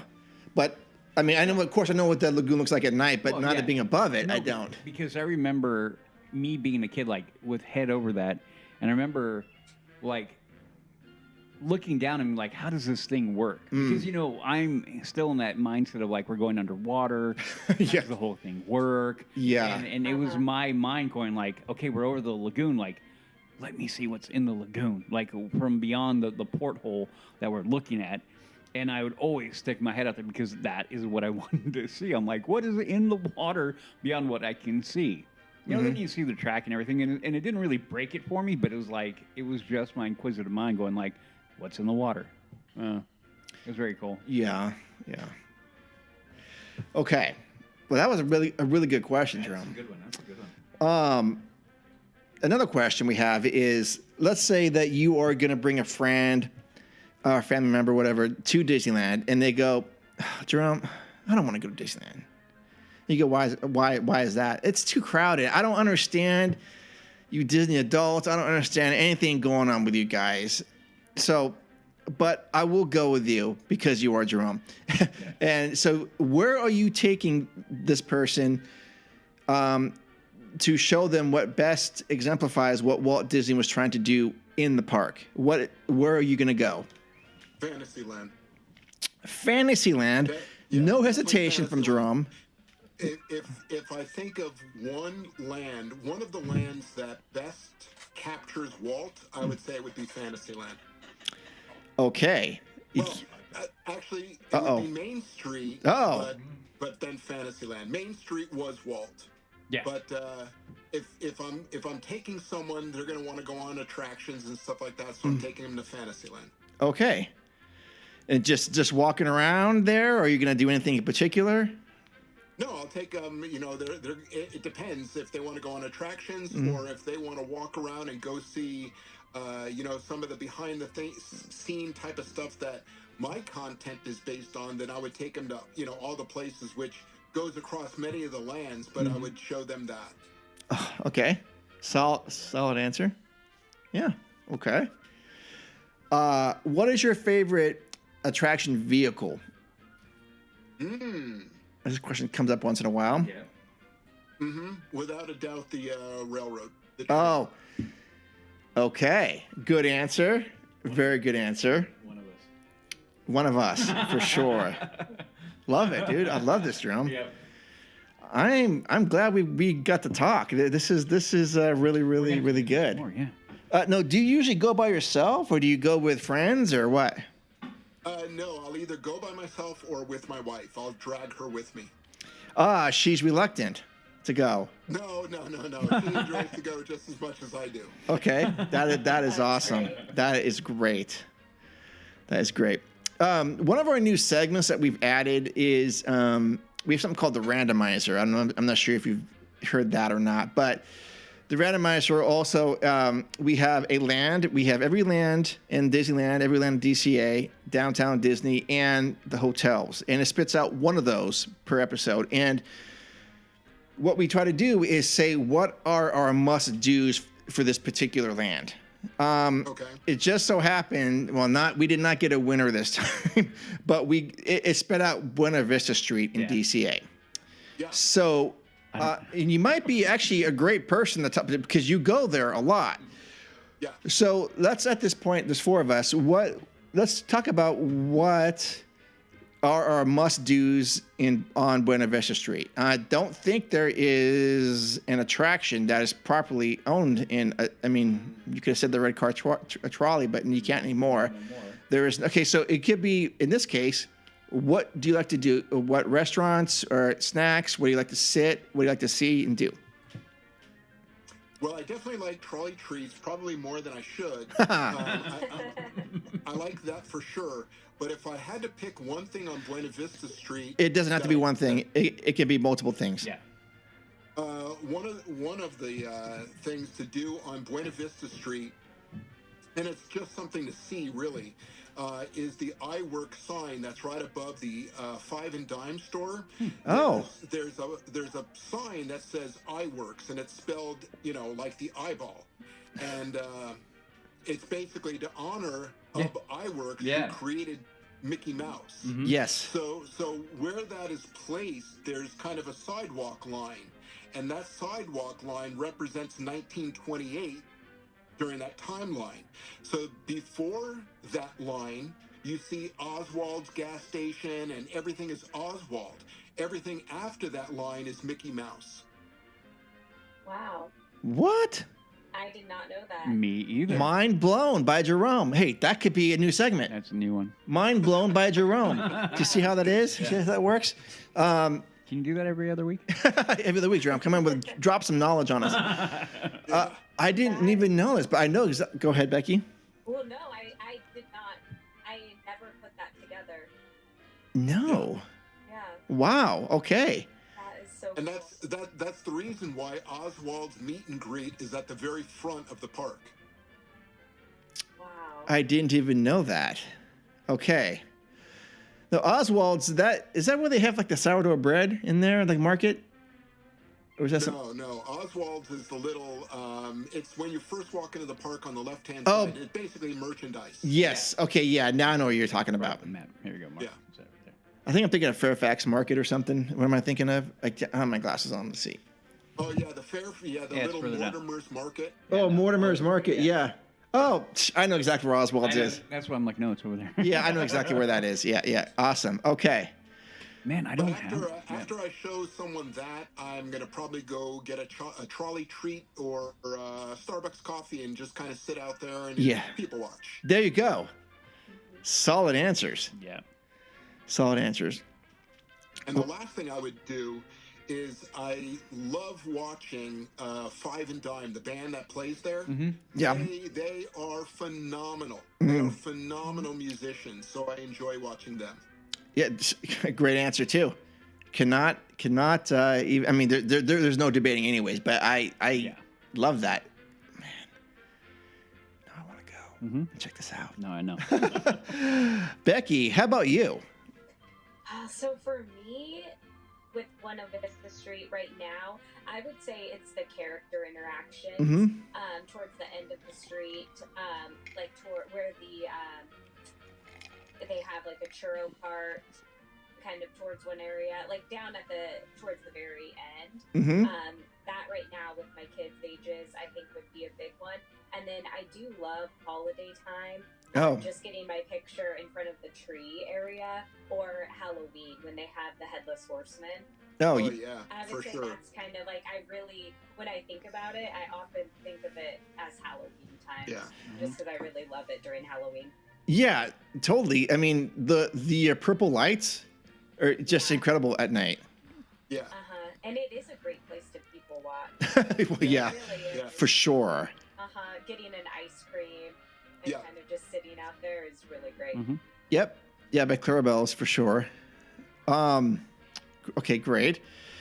So whenever I'm on Buena Vista Street, I always make sure that I stop in off the page. Off the pages. Is it pages or page? Off the page. Off the page. Just because I love looking at the art and I love looking at the little like unique things that they have there. The little miniatures, even though I don't have any of that stuff. I love doing that. When I'm with my daughters, we usually stop at Award Wieners and grab something there because they have interesting little special food treats there. And then my other daughter loves schmoozies right there, right across the little thing from Award Wieners. Other than that, they make great shakes. They make really good shakes there. I haven't had any of the shakes, but the last time we went, I saw people walking out with them, and they looked just like fantastic. Yeah, you almost don't want to eat them. So pretty. Yes. Other than that, I do like the vibe of that. I think they did such a wonderful job when they redid that to make Buena Vista Street, and just like you guys both said, people watching over at Starbucks is pretty fun. Yep, for sure. Yep. Well, I'm kind of with you off the page. Oh, okay. Yeah, I every time. Yes. No matter what, I'm like, okay, we're walking down. I'm like, we'll hang a quick right, and I have to at least walk through and walk through that shop. When they have artists drawing, that kind of thing is always fun. And you have bought something there. I have. One of the rare times I bought. It wasn't even for me. No. But I go back to the ice cream, and then in that area right there, because to be fair, I don't spend a lot of time there at all. To me, it's not to speak poorly of it, but it's not Main Street for me. You know, they try to. It's not. So I would rather go there if I'm gonna spend time in that kind of, that kind of vibe. I'd rather go over there and do that. So Sure. to me, like, it's a quick thing. It's never. But like ice cream, if I'm in the mood and I'm there, that's where I go. But off the page is the only thing that I have to do because I just enjoy that whole artistic vibe in there. Yeah. Okay, and there's no food you get there? I don't think there is. I mean, not on Buena Vista. There's only one thing I ever get out of that place, and you know what it is. We have not got to that part of the No, park we yet. have not. Okay. And wouldn't you want to know what that is, LTP Nation? Everybody knows what I know what it is. Jerome doesn't know, though. Yeah, frozen Jack and Coke. Ah, That is my must-do. that's a good one. Yeah, it's a very good one. Yeah, have to have one every time, if not two, or maybe That's a good one. or maybe three. Or maybe three. But yeah. That is awesome. Well, I'm glad that we asked that question with Jerome because we would have been stuck going, Starbucks. Yeah, it actually makes me realize that I maybe haven't appreciated it as much as I should have. Honestly, appreciated the history and just like the hidden things that are in just that in that park in general, but in that area. Yeah, well, I wouldn't feel guilty about that, Becky. It's Yeah. I should appreciate it more. Yes, you should. Yes. I wish I appreciated you more. But there's a lot I feel like I could learn, and now the next time I go in, that's going to be something I appreciate and look at and acknowledge. All right, next time you walk into the park in the DCA, walk in and be like, "I'm sorry." Yeah. I am sorry. Yeah. Walk down Buena Vista, Sam. Sorry.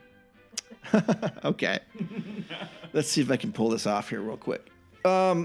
So what? Go for it. We're gonna do the randomizer because the randomizer came up, and aren't you lucky, Jerome?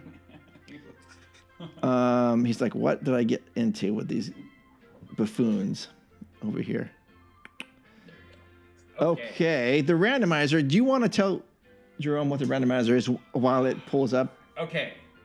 And I will explain it for everybody listening. The randomizer is what I call an infernal machine who will, at random times throughout our show, pop up, and it will not leave until it is satisfied. And what it needs to go away is you will have 3 different attractions from both parks, and you must keep one as is, modify one, and you must state how you're going to modify it, and then completely remove it. The Empire comes, as Mark likes to say it, and destroys it. Destroyed by the Empire. So it will randomly give us 3, and it will not leave until we each answer that. But I will allow, the randomizer will allow the guest to defer and say, I don't want those 3. But today's randomizer has spit out, and I can see Becky's waiting with bated breath here. I know, I'm nervous. They're all from Disneyland. Snow White's Enchanted Wish, Finding Nemo Submarine Voyage, and Sailing Ship Columbia.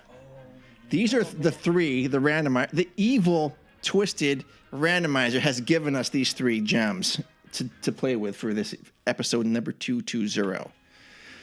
Now, the question is, are we keeping those, Jerome, or do you want it to reshuffle?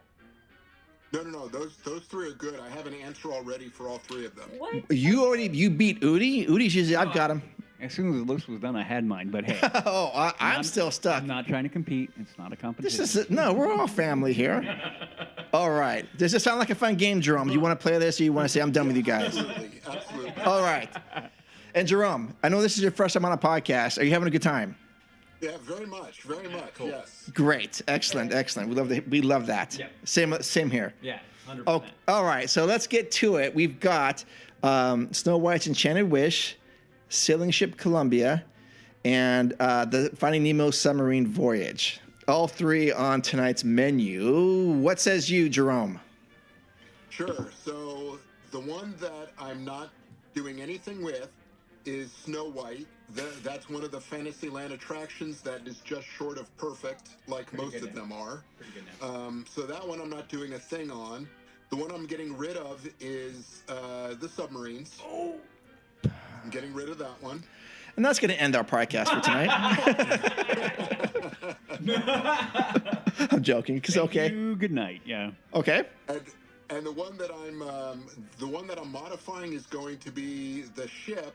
And what I would change is make it ADA accessible. Okay.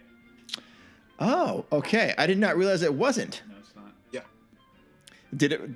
Was it created before the law came into effect? 100%. Yeah. Okay. 19. I don't even know your 1960s. No, when did Columbia come? Well, Jerome can tell you right now. Do you remember when the Columbia came online? I don't know the year. I don't know off the top of my head. No, it must have been in the early 60s because it wasn't opening day. And ADA compliance. And ADA compliance has not been around that long. Yeah. Yeah. They probably had to get an exemption. See, now my mind, being in construction, my mind started going like, "Hey, no, how did that work out?" My mind started clicking off on all that. Okay. Huh. I like that. No. I like that because I hadn't thought about that little bit of that tangent. But we have an empty lagoon we got to deal with now. How do we get our? Well, I got mine. Okay, but Becky, ladies first. Yeah. Well, this is hard because so Snow White I'm not changing either. I agree with that, and it's been updated so great now. Yeah, I like the new update so much. But this is where I have a really hard time because the submarines, I think about it and I'm feeling a little hot and sweaty, like claustrophobic feelings right now. And so I don't like that aspect, but I love just the way they look going through the water. water when you're walking through there, and so I don't think I can get rid of them. Okay. But I don't know how to modify them. Get rid of the Columbia either. I think I would leave the submarines, and I would have to modify it. But the only thing I can think of really to modify it that I would like is to make them bigger, have a little bigger space, so I feel like I can go on there and not freak out. And also that line is terrible. That's a terrible line to wait in. I feel like the queue. The queue is just everything about there is claustrophobic for me. At least you're in shade. Yeah. Yeah, you are in shade. Yeah. Yeah, that's true. Okay.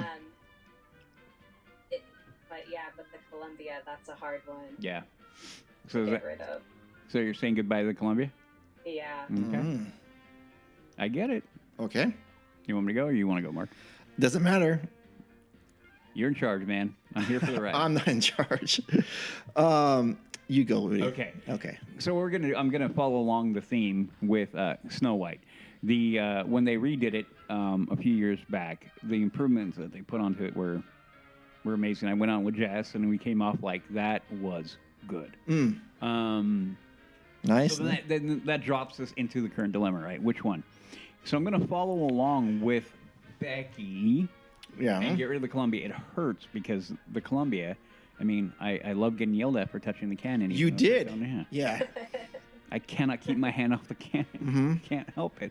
But that would go away. That would go away because we have, as cool it is, we still have the Mark Twains. We could still enjoy that aspect of the rivers.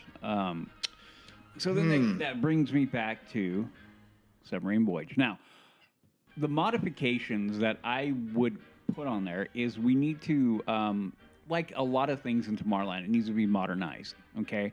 Yeah. So what I would want to do, because the unique thing about that is that it is a historical fleet, okay? There's history with that fleet. So I have a hard time letting that go because of the connection it has in history. But tell me one name of the submarines. I don't even know. No, I just slipped my mind. Jerome, do not chime in here. No. And I'm not talking about the new ones. I'm talking about the gray ones. Oh, I had it in my head.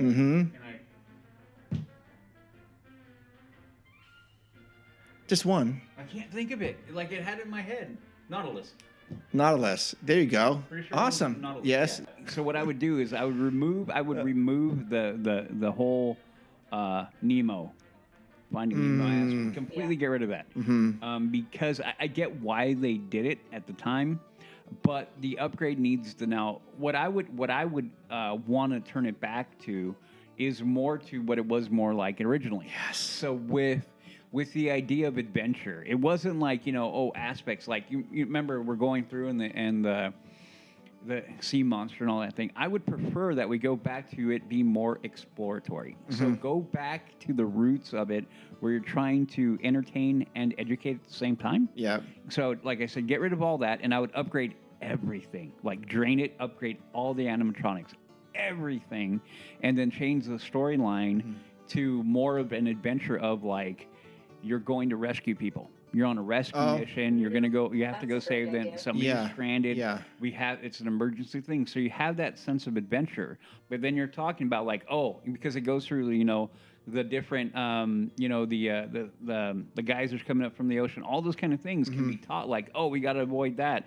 Oh, the monster. All the giant squid. All those aspects can be still incorporated, but with a different storyline. And then the payoff is.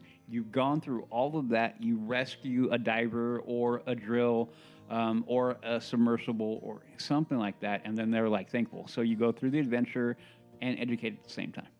I think that'd be great. That's a great attraction right there. Yeah, that is a great time. Yeah. Thank you. You should put your resume in for they wouldn't hire me. They might. No, they might. The one time I got mad in the boardroom and yelling at them that they don't know what they're doing, I'm fired. I'd get fired.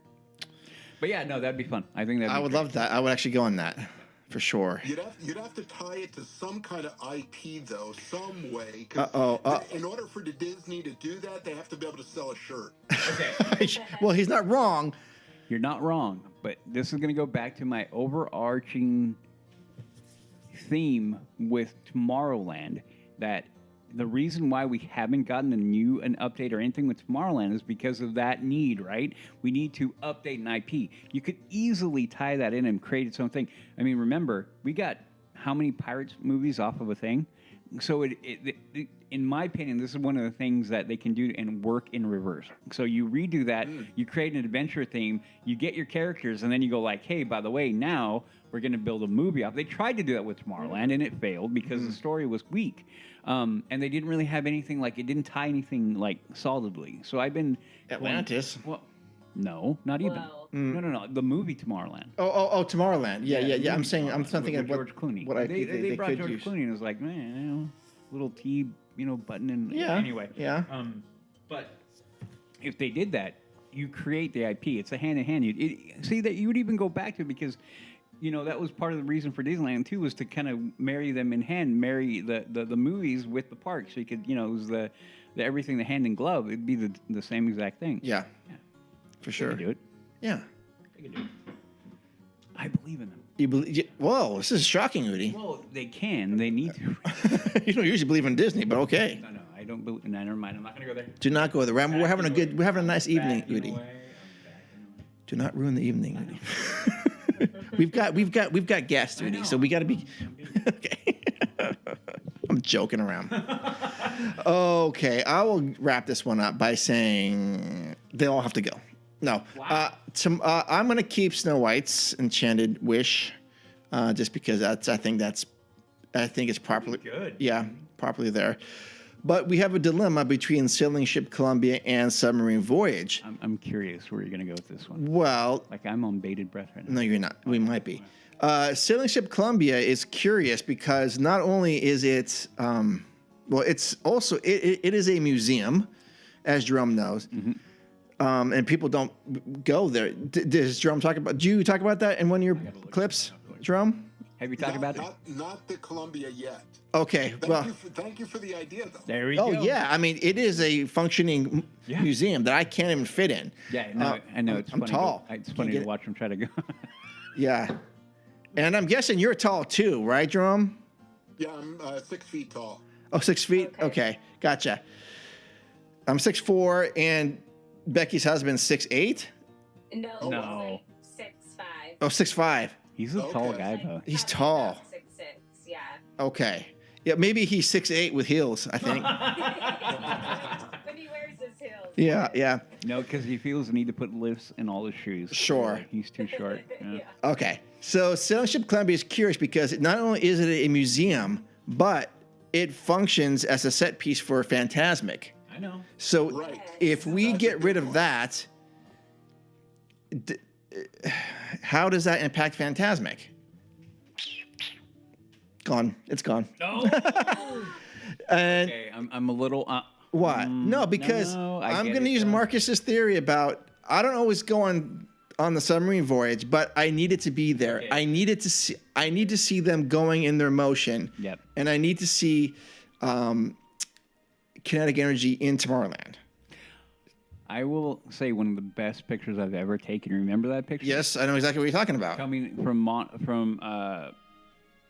the Matterhorn. Matterhorn. Yep. In the morning, coming down the path. It was probably like 8 o'clock in the morning. I mean, right after road prop. Uh-huh. And I snapped a picture of the lagoon with one lone submarine in it. Could have been the Argonaut. It might. I've given you two, Woody. Udi. Okay. But that is by far one of the best pictures I've ever taken. Yeah.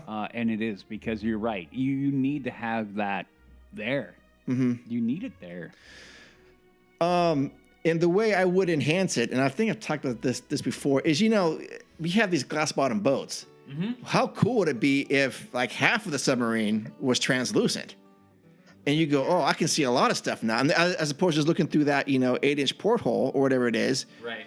Going, oh my gosh, we have a whole new way of viewing this underworld stuff. Or Adventures in Liquid Space, is how it used to be called. Yeah, that I'd like to see the submarines fitted like that. And I love your idea, Udi, about a new adventure, because one of the problems I have with Nemo is that there is no, and also kind of why I have a problem with Tiana's Bayou Adventure is that there is no reassurance happening. There is no danger. It's just a story that is pleasant. I want to be reassured that, I'm going to be safe. I want to have a little peril, but I know I'm going to be safe. And that's kind of what the old ones were. Remember, I think you went through like Antarctica or something. Yeah. Yeah, and I remember hearing like the pinging and bubbles coming up, and we're not going to make it. Dive, and you go, well, what's going on? Are we going to be stuck down here? And you don't get that with this, so maybe. No. I don't think so. There's no squid. Is there a squid issue with Finding Nemo? I don't remember. So I would. So that's my answer. Is that I would actually. I would make the submarines a little more translucent on the bottom, so you have more of a viewing area, and I want a story where I feel there's going to be some sort of peril. But if you could tie it into education or something like that, I'd be down with that too. Yeah. But in reality, if any of this was going to happen, Disneyland would pull out the submarines long before they'd move out to the Sail Ship Columbia. Yep, agreed. Yeah. Okay. All right. Well, that was fun, right? Yeah. Okay. All right. Well, I don't know. We've taken up a lot of your time tonight, Jerome. Is there any questions you have or anything you want to talk about?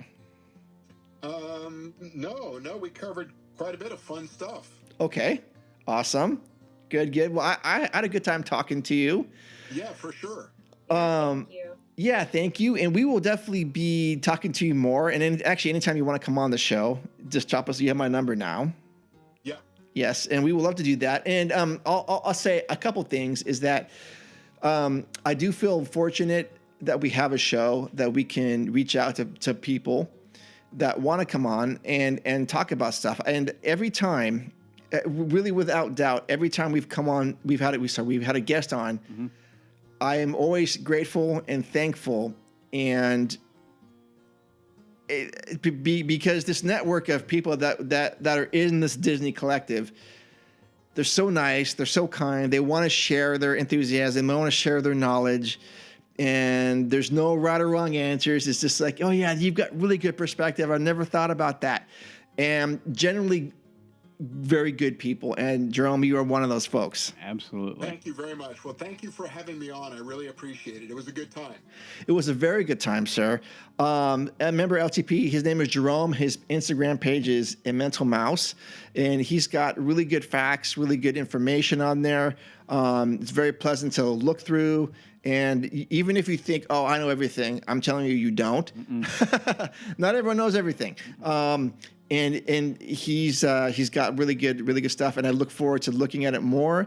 And Jerome, I do look forward to talking to you more in the future. You have an open line with us, as far as I'm concerned.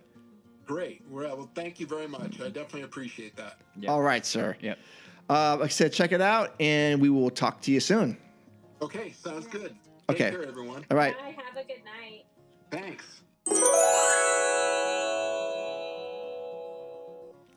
Well, that was a really good interview with Jerome. I'm so glad we got to talk to him. I like him a lot. Mm-hmm. He's really cool one guy. of us. One of us. He is one of us, and I'm totally stoked. And like I said, every time we meet someone new, I'm just maybe I shouldn't be surprised. At this point, I'm not anymore. No, surprise isn't the right word. I'm grateful. I'm grateful. Yeah, because it's just good people. Yeah. Well, I feel like I know that the listeners can't see him, but I think his voice even translated, but he just seems like a happy person. Mm-hmm. I feel like you just look at him and he's just radiates happiness. Yeah, then maybe we shouldn't hang out then because. But I feel like you couldn't not smile with him. Oh, just, totally. No, again, going. Such a nice person. The energy is all about the energy. Yep. And like I said, I mean, basically, as I said, everyone we talked to about Disneyland, just really, really good people. Mm-hmm. And So yeah, so maybe I should just assume these are really good people if they're in the Disneyland stuff. Probably. Okay. I think it's safe. But Oh, I knew he. 90%. Yeah. Well, I knew he was gonna be cool anyways, just because I was watching his looking at his Instagram stuff. Like, oh yeah, this guy's pretty cool. Oh yeah. But LTP listeners, we do encourage you to go find his page it's called A Mental Mouse. Yeah.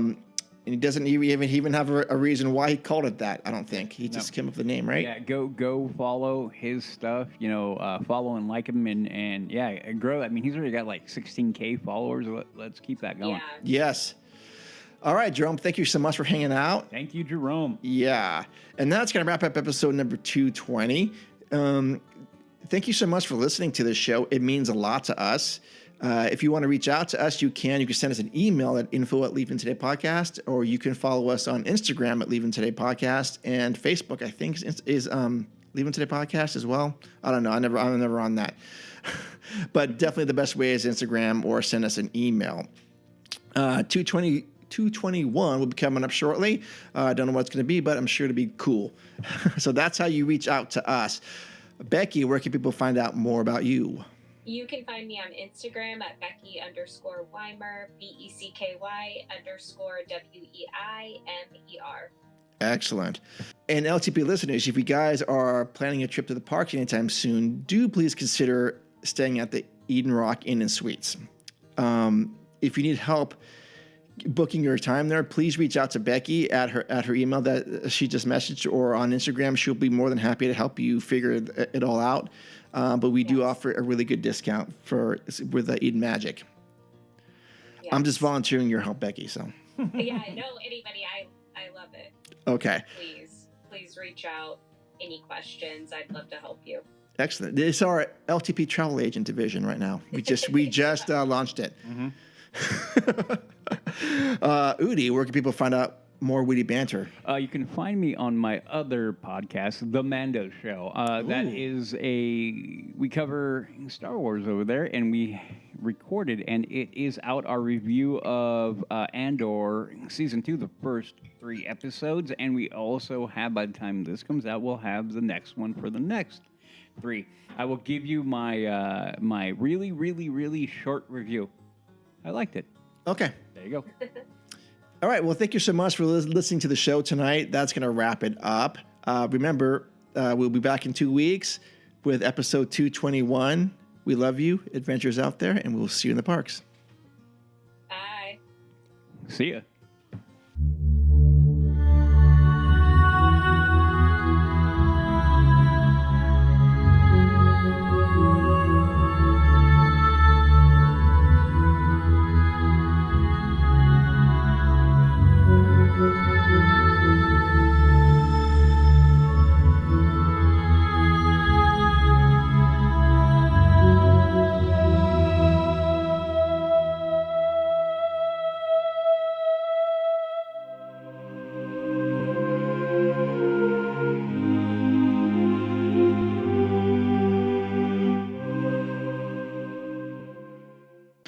I am a good button pusher.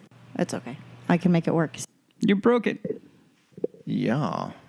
I didn't say smell it. Well, that's what I thought. I'm like, hey, anytime I see him, at it. I'm like, why do you want me to smell this? No, I want you to look at it. Remain seated, please. Permanense status, por favor.